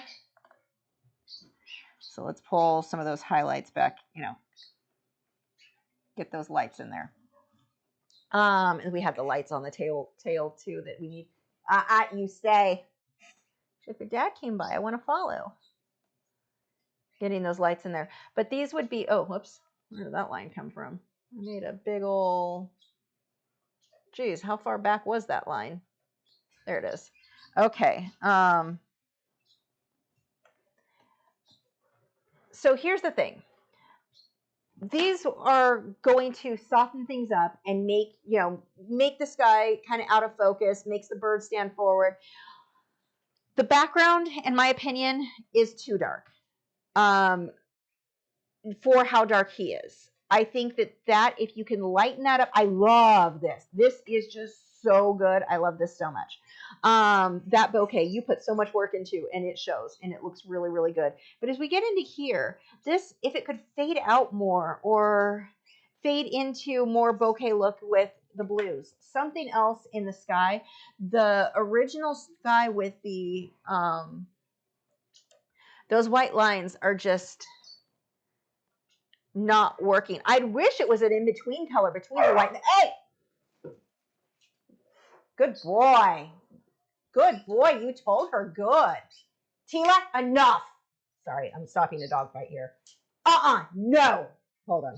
I'm going to sound mean, but I have to because someone is being an ass. Tila, off. Down. I didn't realize she snuck into the bed with Wade, and it's hard. We can't get Wade to correct her because he's an old man and he's way too gentle, and she is way too rough. And he just doesn't correct her enough. And she snuck over, got into his bed, and like, why am I hearing a dog fight? Yeah, he let her have it. He didn't bite her, but he warned her. So that's why I had to get her calmed down and back in. No, she's going to do it again. No, absolutely not. It's one of the hardest things I'm having to break her of. I haven't broken her of it. I cannot get her to leave him alone. Absolutely cannot get her. She's 5.5 months now, and she will not lay off. She just wants to play, which this is a puppy. You expect that, but she's too much for him, and it's not fair to him. So yeah, that's what just happened. She climbed into his bed. He sounded like he was going to rip her head off, but he didn't because he's gentle. But I needed to get her to get out of the bed and then to calm down afterwards because she was ready. Like she was all amped up. She's going to jump right back in with him. Puppies. Anyway, okay. Let's get back to this. Oh, tornado warning. Oh, I'm sorry, Lily. Okay. Yeah, the light. Marie had said the white lines look more like lightning. Yeah, I would say so. They're kind of cool in an abstracty feel, but they are pulling away from the overall piece. If there's any way you can get that background, heck, you know what? I bet if you even just painted it black, I wonder what would happen. Let's see. What's my behind color? This one is my behind. Let's do another layer here. But you can always go darker. Darker's no problem. That might be your solution, actually.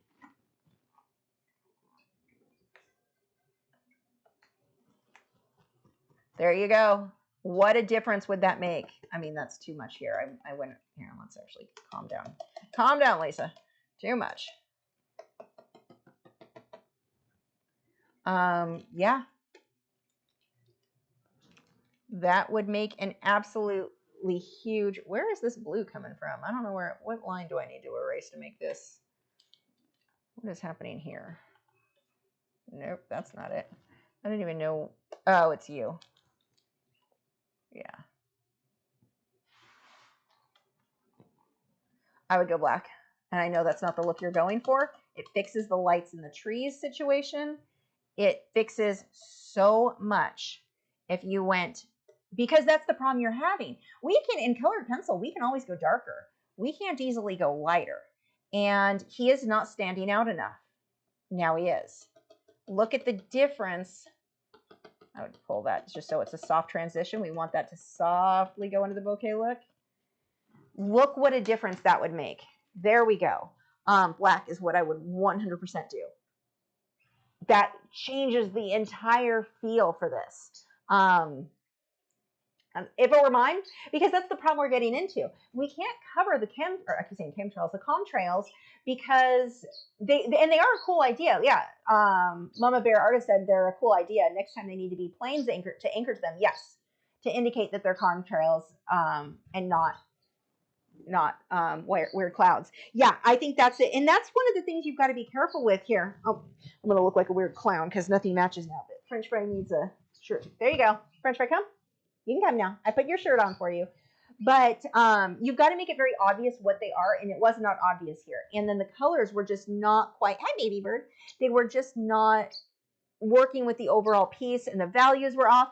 You change that background to black or super dark blue or something where you can cover, because like I said, with colored pencil, we can go darker. Getting lighter is a challenge. And because you've got such a high contrast between the white and the blue there, that was a challenge. So getting lighter would have been my first thought. But again, colored pencil, go darker. Go dark navy blue, dark black, something, cover it up. I think that's going to be, in my hair, there you go.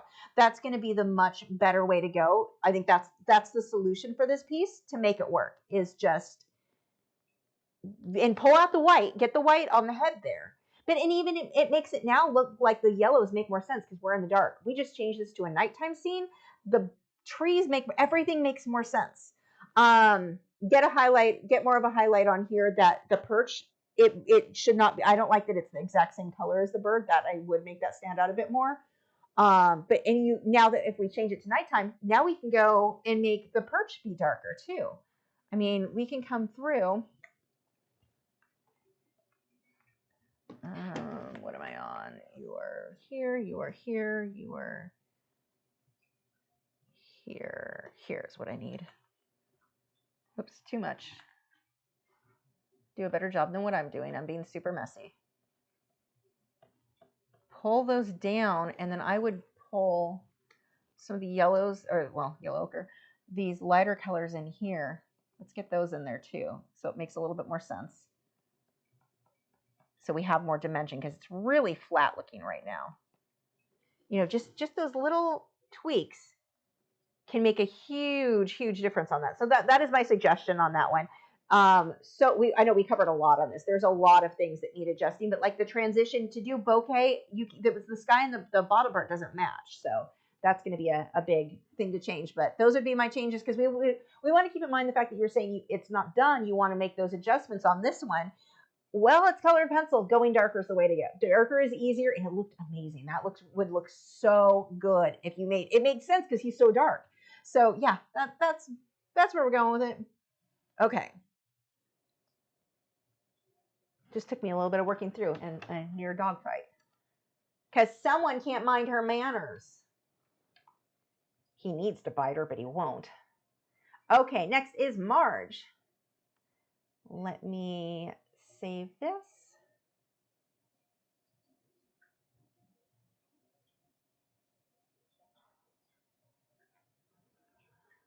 Okay.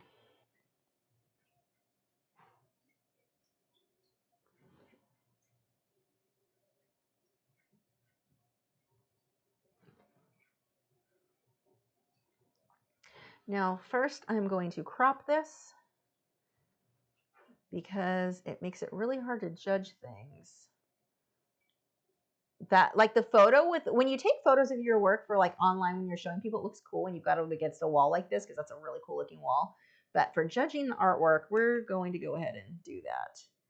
And then same thing, I'm going to do the same on this one. Was the reference. Knock it off.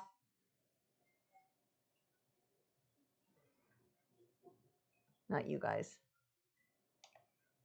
The puppy who can't behave and keeps messing with the bad cow.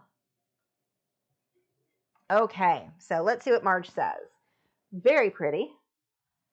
Here's my painting I would like you to critique. Seen this painting online and thought I could somehow make one something like it. I'm stuck as to put more dense fog over the sunrise or sunrise to tone it down. More trees in the background. I have no idea at this point and have looked at it on my wall for 4 weeks now.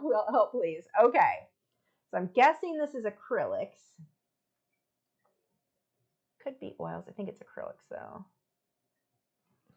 Okay. So yeah, the softness is really the main difference. Now the original could be AI, could be who knows. But the original most likely was done in like a watercolor or gouache.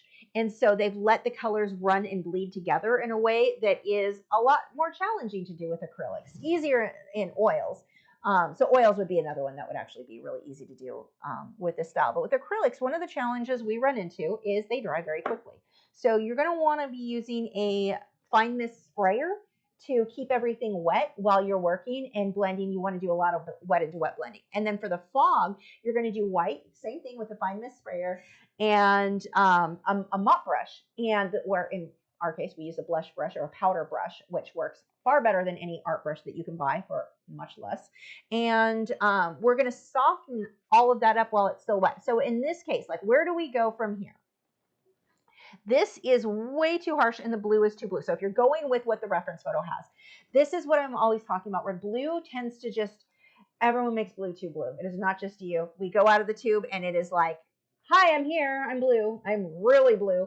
So to tone that down, we want to start with, or when we mix it, we're going to start with gray, black and white, and then slowly mix in a little bit of the blue. And in this case, a little bit of the orange too. By letting the orange and the blue go together, that's where you're getting those brownish tones that they just worked well together. So you want, in this case, colors. Let's talk about color first. I would be using red oxide, my color palette on this. And I normally don't talk about the color palette, but it's really simple and it'll get you closer to what that reference photo was. So red oxide, black, any blue really, phthalo blue. I'd probably go with phthalo blue.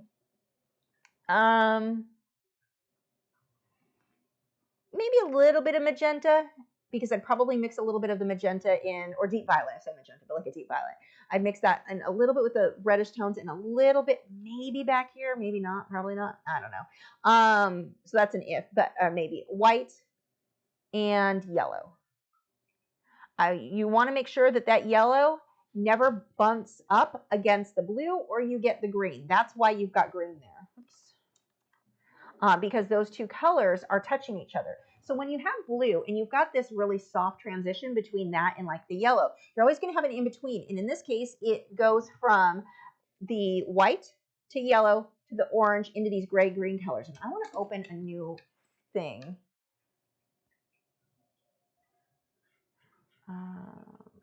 Work. Oh, you were big. You are way bigger than I need.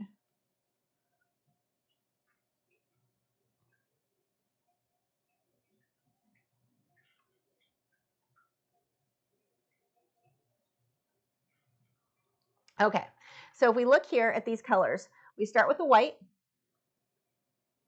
and we go into the yellow color.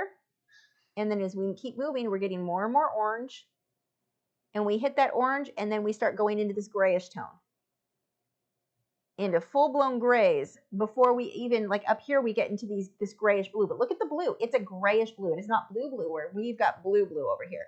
So those colors, when you let them kind of bleed together, where a little bit of the orange is mixing in with a little bit of that blue, that's part of why you're getting this very natural, I forgot I had my bubble water.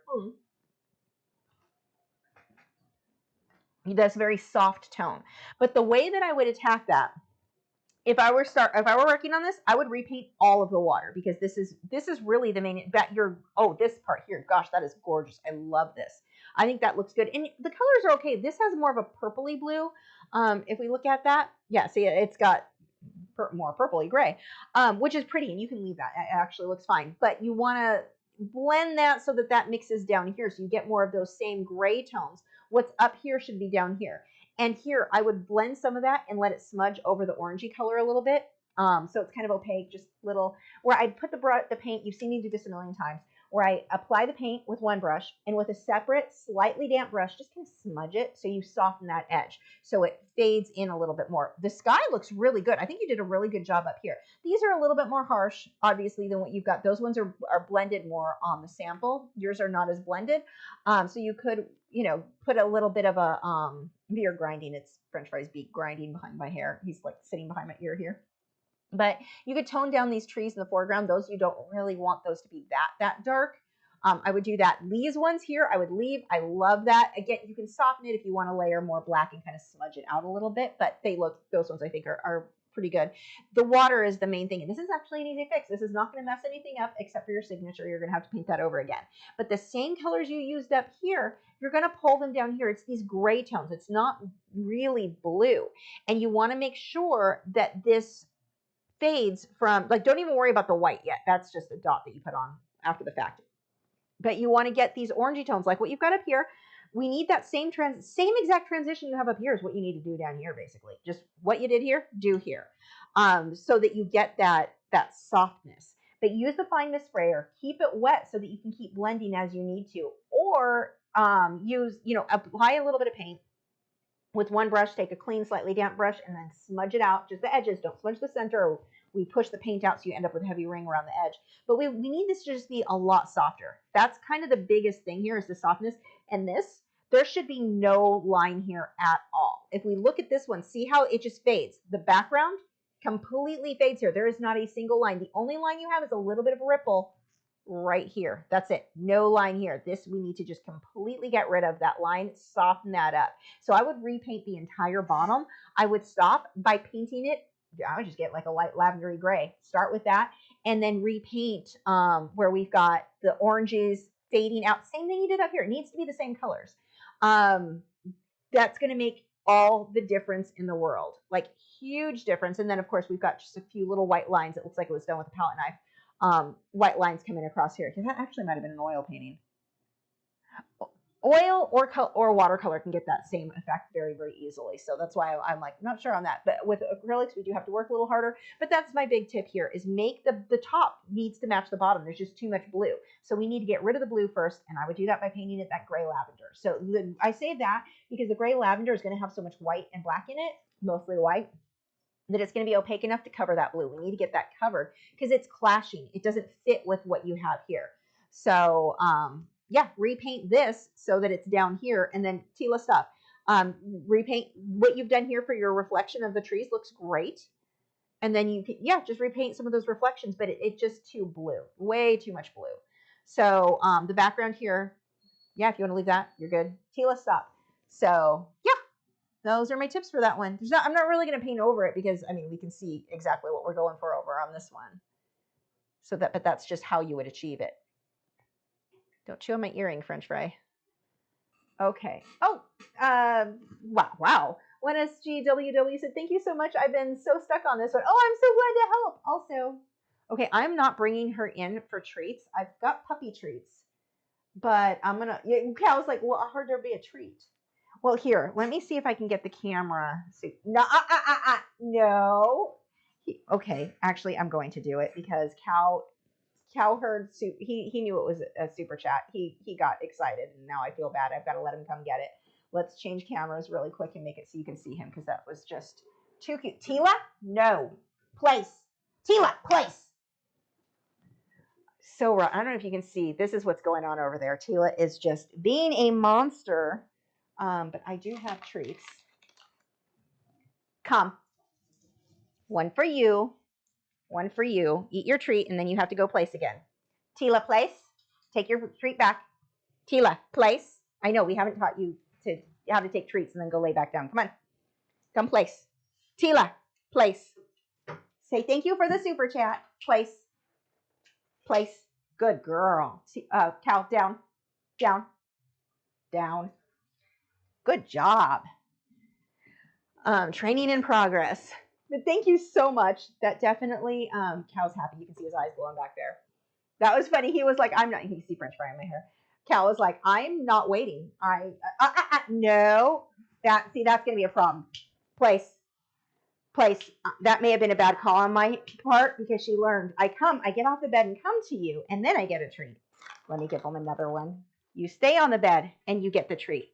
I think that's what I'll do in the future is take it to her because we want to make sure her place is strong. Anyway, okay, what's on my easel? Working on anything specific? I am not. I don't have anything going on at the moment. Editing, videos.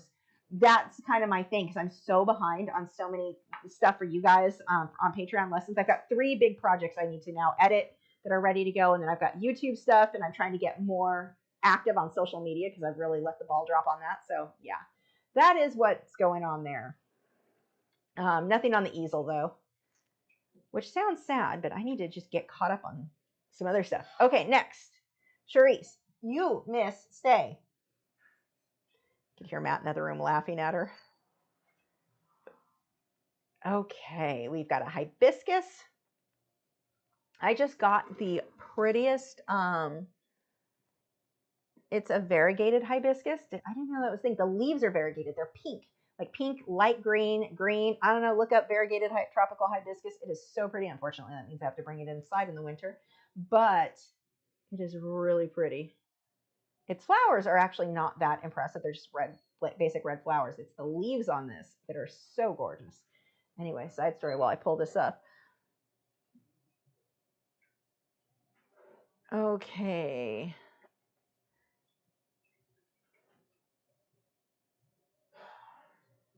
So good. You've got the line drawing is perfect. That is step 1. Make sure that line drawing is on there, right? Down, down. They're like, but it's pup cup time. We're late for pup cups. You get them soon. Anyway, Sherry said, what I'm having problems with is getting that bottom petal to look more delicate. I've painted it 4 times and it's turning into a blob. I'm using acrylic paint. My goal is realism. Okay. This is actually easy fix because you do have your line drawing so accurate. This is so easy to fix. Okay. Let's add a layer and do some painting. Okay. Actually, let's start by cropping this.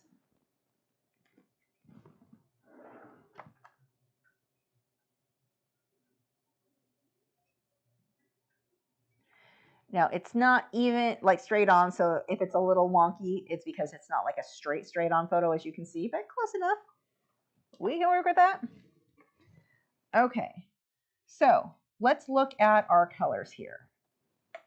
The end of the flower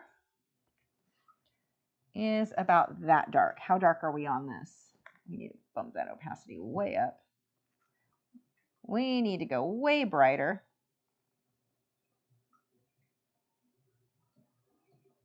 Or way darker, not brighter.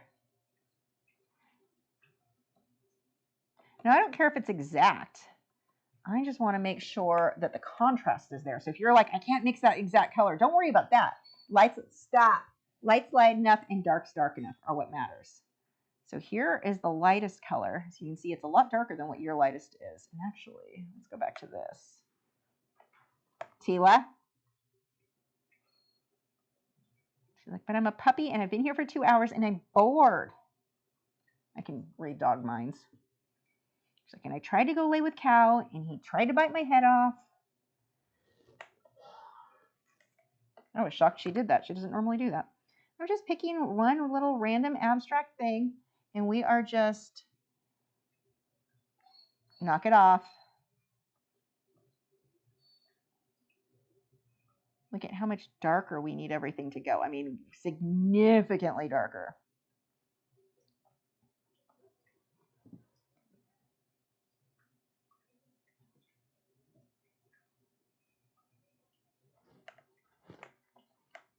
Oops.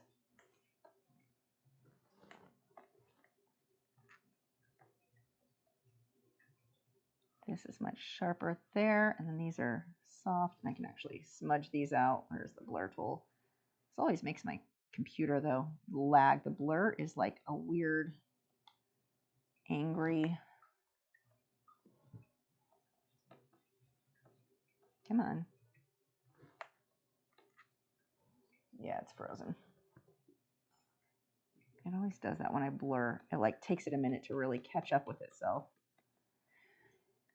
Okay. And then if we go back to our midtones, we've got these purpley tones. So you've got a combination of like a purpley tone. I'm going to soften that more. Purples and more of a warmer red in here.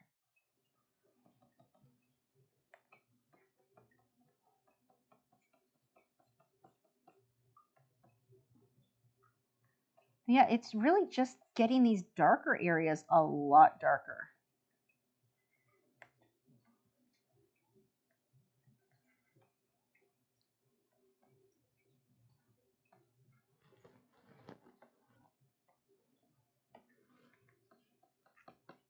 I'm not even worrying about details or anything. I'm only really worrying about getting those values.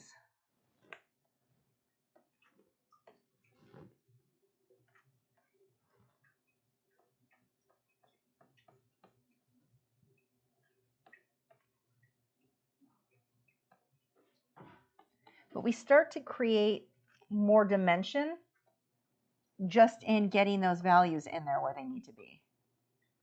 Then we can come through, I can go darker on that, and start getting, oh, that is the brush I had. No wonder that wasn't giving me the results I wanted. It was not on the brush I thought I had. Start defining things now. So we've got those shadows in there. But here we've got more of a red. Actually, I want it to be darker.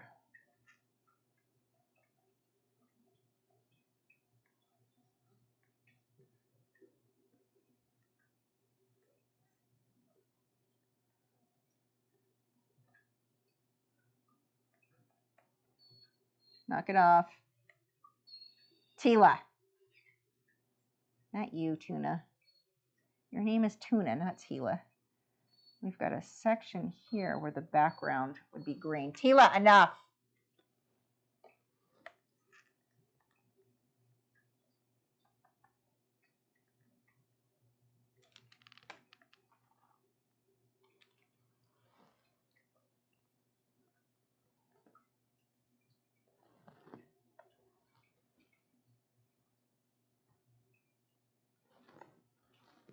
We've got those our little lines in there.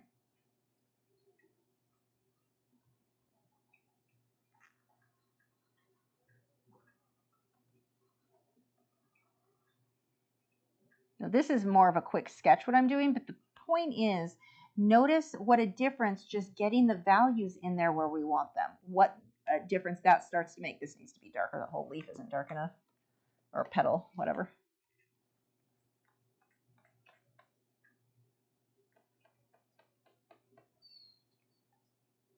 Tila.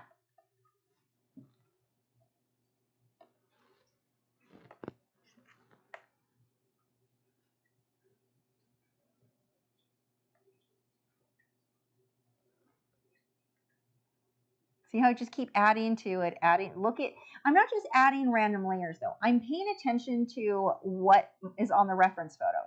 It doesn't have to be exact, but we do want to go for close. And then we also, if you look at your outer edge, look at how it's a little bit darker than whatever this is. So I'm going to take that, I'm going to go a little bit darker than whatever that mixture is. And we are going to, actually I'm going to bump the opacity up, knock it off. Clean up that edge. It's slightly soft, just a little bit darker. Where it's just out of focus right there.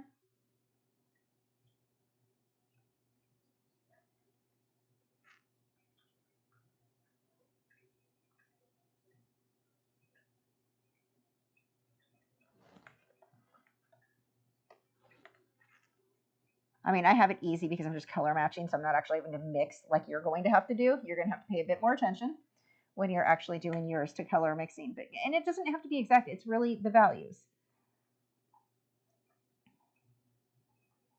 I'm going to do a little bit of a sharper line right here, just so you can really tell that petal is separate from that center.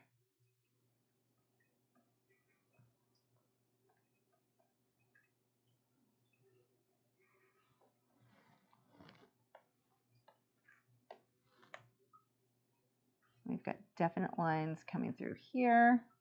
But see, we just keep building and building and building. The opacity is too much.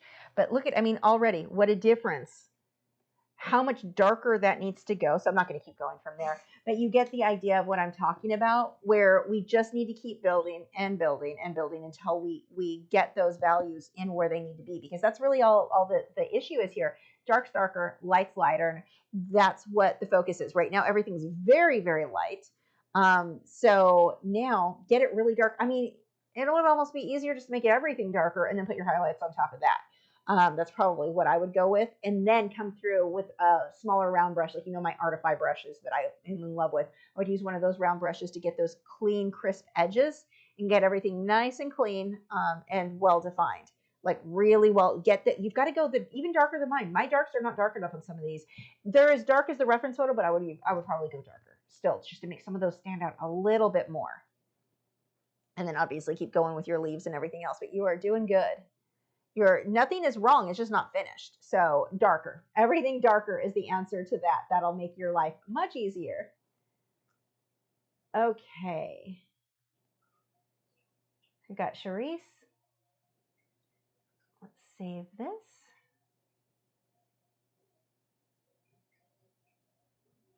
This is a flower from a tree that I took and inverted the color on. I painted it, and I've wanted to do that before. I've inverted colors and thought that was cool. I kind of want to paint it that way. I get it. I painted it in acrylic paint. What I'm wondering is how I could have achieved that soft look to be able to maintain the outline of the leaves. Okay, let's open this up. Tila, down. Down. Yes.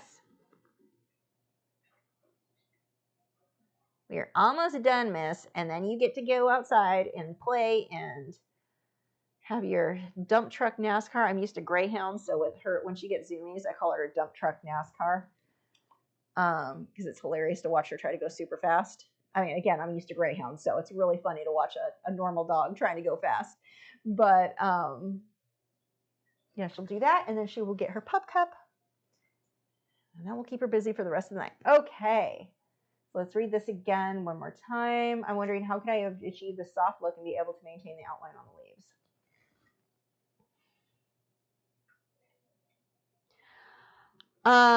So you did it in acrylics.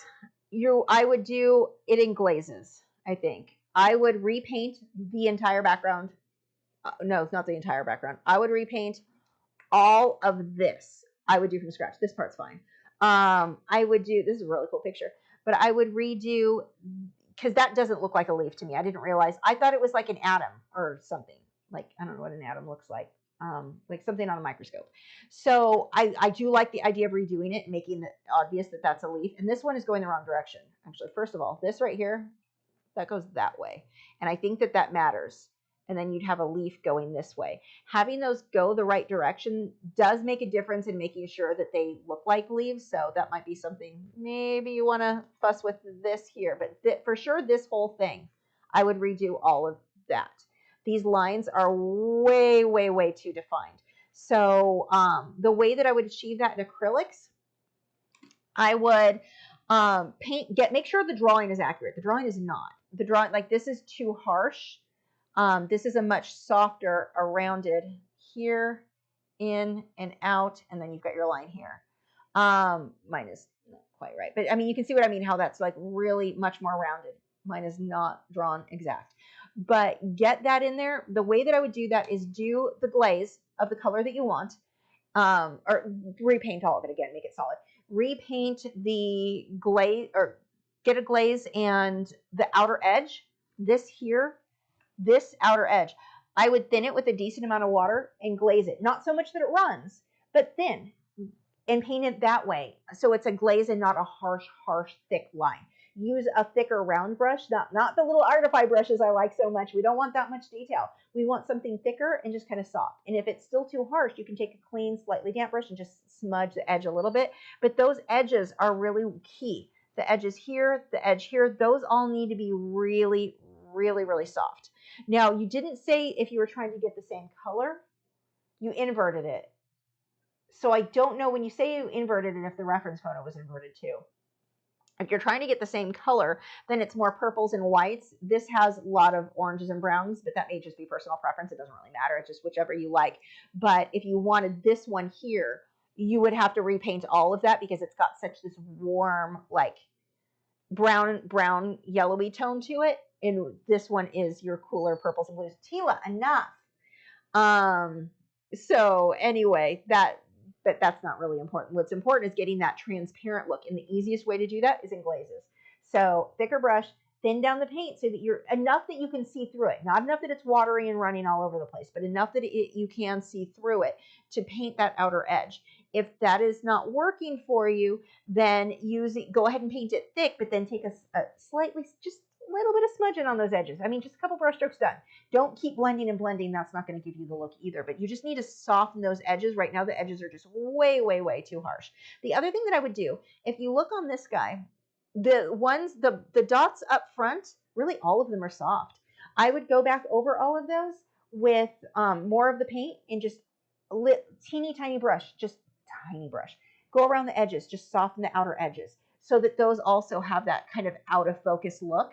That will give you that softer look there. And then here, same thing. Look at how soft that is. We want to lighten that up. So here we've got the darker, which you have, but here making it lighter. So it's the same colors, whatever you go with your leaf. You want to pull more of those in on these little sections of the inside area there. But just it really comes down to soften everything up, blend it out. So the advice I gave on the cougar earlier is the exact opposite here, is soften it. Thin with water and or with a medium. I would use water. I don't use mediums. I don't like mediums. I almost never. The only thing I like mediums for, and even that's an if, is when painting grapes, because the way that they're translucent, that kind of where it looks cool. You could play with a medium here. It wouldn't be my go-to. I would do it with water, but I use water for everything. So if you're comfortable with mediums and you like them, you could use a glazing medium in place of that, or a mixing medium. But if it were me, I would do it with water.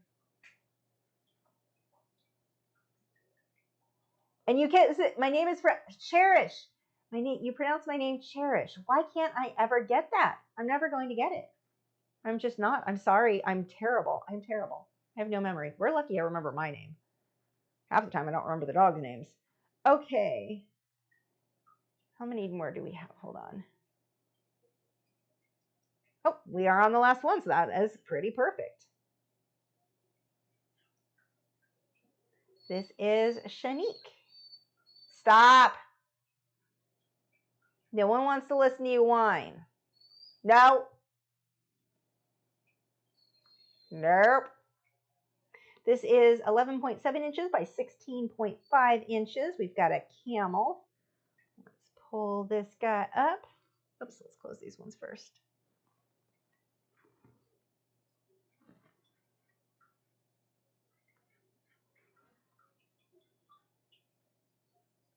Oh my gosh, the texture. What in the world oh my gosh. Okay, there's very little advice I have on this. It looks so good. Highlights. He needs some more highlights. That's about it. Wow. Okay. She said, "Hi, Lisa. I went last week, so feel free to skip me to give others a chance." Well, you're perfect because we're right at the end. My biggest painting so far, 11 by 17 in acrylics, or 0.7, with the goal of realism. I struggled with the fur on the back of the head and on the back of the neck and on the neck area. I chose to omit the collar just to make it more original rather than the exact copy paste. I plan to go bigger one day, so any advice to improve is much appreciated. Thanks. Okay, you said you had a hard time. The fur on the back of the head and the back of the neck area. Lord, the back of the neck looks more realistic than everything else. Look how soft this looks. Where's my mouse? Come here, mouse. Holy crap. Okay, maybe sharpen it a little because this part isn't matching that perfectly, but dear God, that looks good. These are a little bit softer. Now, you pulled a lot more of the blues and grays in. So you do have a little bit of a different tone, but it works. It just works. I would probably pull a little bit sharper in here so it fades out more, because right now my only thing is here. It looks separate from here. This fur is like overly detailed, and this is under detailed. Like, I can bring those together a little bit more. So let's add another layer. Oh, I love the background. This is gorgeous. You guys are amazing tonight. All of the submissions, you guys are doing such good work. Okay. We don't want to do that in pink. I'm going to pull a little bit of the detailing in here just because I want it to feel like it's a part of that. Like, obviously, we don't put as much detail. I usually loosen up as I work my way out, but there's such a definite line of where it starts and stops where it doesn't quite feel like, let's get some of those darks in here.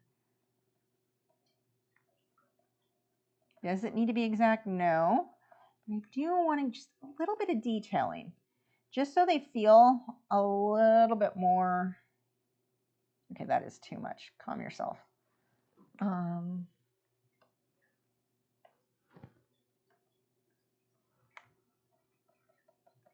we go.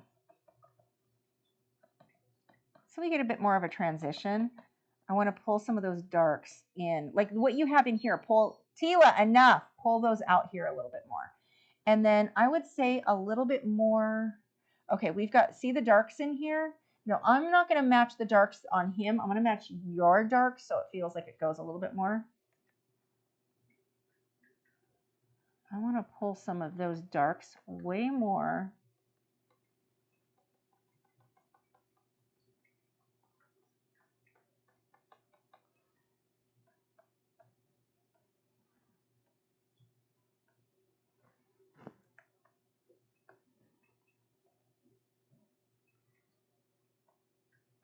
Oops, that needs to be much darker than what I've got. And more opaque. There we go.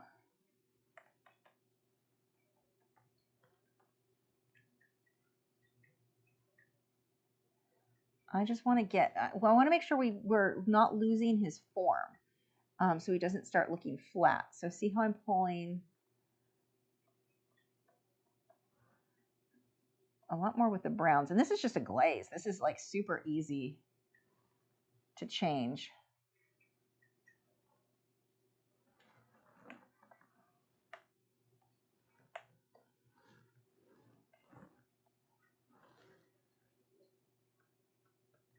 And then pull some of those highlights a little bit more. Now, I'm losing some of your detail, so you would just, you know, I'm not going to paint all that detail in. I'm just working on where your highlights and shadows go. So, you know, paint your detail in there correctly. Actually, I'm going to pull my eraser set too. Oh, I'm glad that was not what I would have wanted. Tone some of that down a little bit. But just by adjusting some of that, you can give them a little bit more form. Now, again, I just rushed this super, super fast, but just glazing over dark a little bit more with the sculpting. You've got the details. Oh my God, your details are incredible. But we're losing, you've got to be careful. We don't want to lose the highlights and shadows. I did an absolutely terrible job. Do a good job on yours. But we're losing, see all of our highlights in here? We're losing a lot of that when we look at this one. They're kind of there, but not really. Again, you've got all these insane details. Now in here, you've got a lot of these black details. You're using black. I wouldn't use black if I was going for more realism. I would use like a mixture of probably red oxide, deep violet, maybe raw sienna, like these darker colors, but I wouldn't use black because it gives you that very gray tone. However, if you like it, it isn't super realistic. It's more stylized, but it does look awesome. So it's kind of one of those things. It depends on what your preference is. If you want it more realistic, don't use black. Go more for super dark, you know, black mixed with red oxide, raw sienna, deep violet, like that kind of combination of those guys to make the darker darks instead of black. But the black does look awesome because, again, not realistic, but it looks awesome. So this is where, as an artist, you have to go, what do you like? Because that just may be your style to start pulling extra blacks in your subject to where you get that grayish tone. And that is a legitimate like choice to make. That is not, it's not a right or wrong thing at all. You just have to decide what your goal is there. So I'm just pointing out, if you want it more realistic, we wouldn't use so much black, but the black looks good. So, you know, this is okay to leave it there. But make sure don't lose the form. Look at the highlight and then the dark here. All of the, like, we're kind of missing some of the form that makes him look a little bit more a lot more three-dimensional. Your fur, you have mastered. You are doing an amazing job with that. I would pull a little bit more detail out here because it is super, super blended. So it's a bit too soft compared to what you've got in here, but not by a lot, like not a lot at all, just a little bit so it fades nicer. But yeah, I would say just getting that kind of sculpting with the highlights and the shadows in addition to what you already have. Again, mine's going to make it look worse, but it shows you what I mean by just getting the shading in there so that Tila, enough. So that he has, Tila, stop. She's like, I have hit my limit of patience, Mom. I'm done with this. I laid here for 2 hours and I want to go play. So I can't really be mad. I think she's doing very good for being an impatient puppy.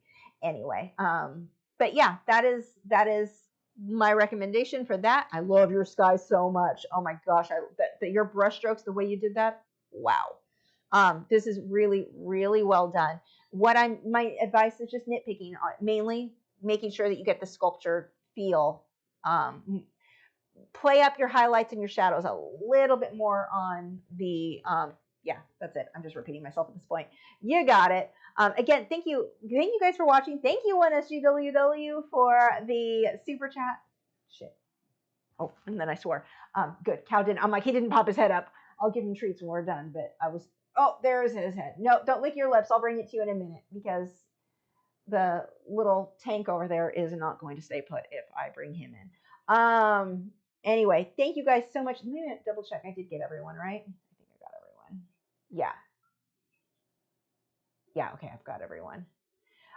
We'll do another one. I always say, oh, we'll do it like once a month, or we'll do it in a couple weeks. Yeah, that's always the plan, and it just doesn't always work out that way. So soon. Really, when you guys remind me you want critiques is when I end up doing more critiques. So let me know when it's been long enough and you're ready for more. I, again, will be more over on the Facebook group. I want to be posting over there a lot more. Stop it! Don't you climb into bed with him. He did not like that. Yes, it was inappropriate, and he told you. Just stop. But anyway, there we go. I'm just too distracted. We've got, let's see. We'll switch back to here. French Fry says good night.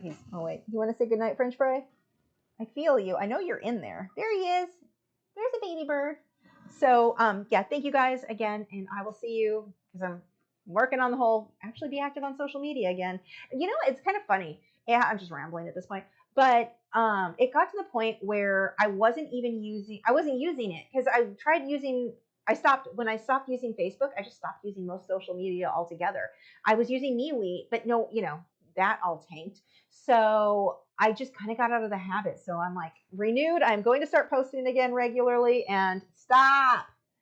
I am working on the longer form videos of three big colored pencil pieces now for you guys. The lyra ones, the giraffe, it's not over here anymore, the flamingo, and the octopus. So those are coming in addition to, I don't know what next week's live stream is going to be. If you guys want to message me or tell me over on Facebook or whatever, what you want to see for next week's live stream, it's totally up to you guys. So let me know, and I will see you guys next week. I think that's it. I don't know I don't have my buttons. Nothing's set up right on this computer. Bye.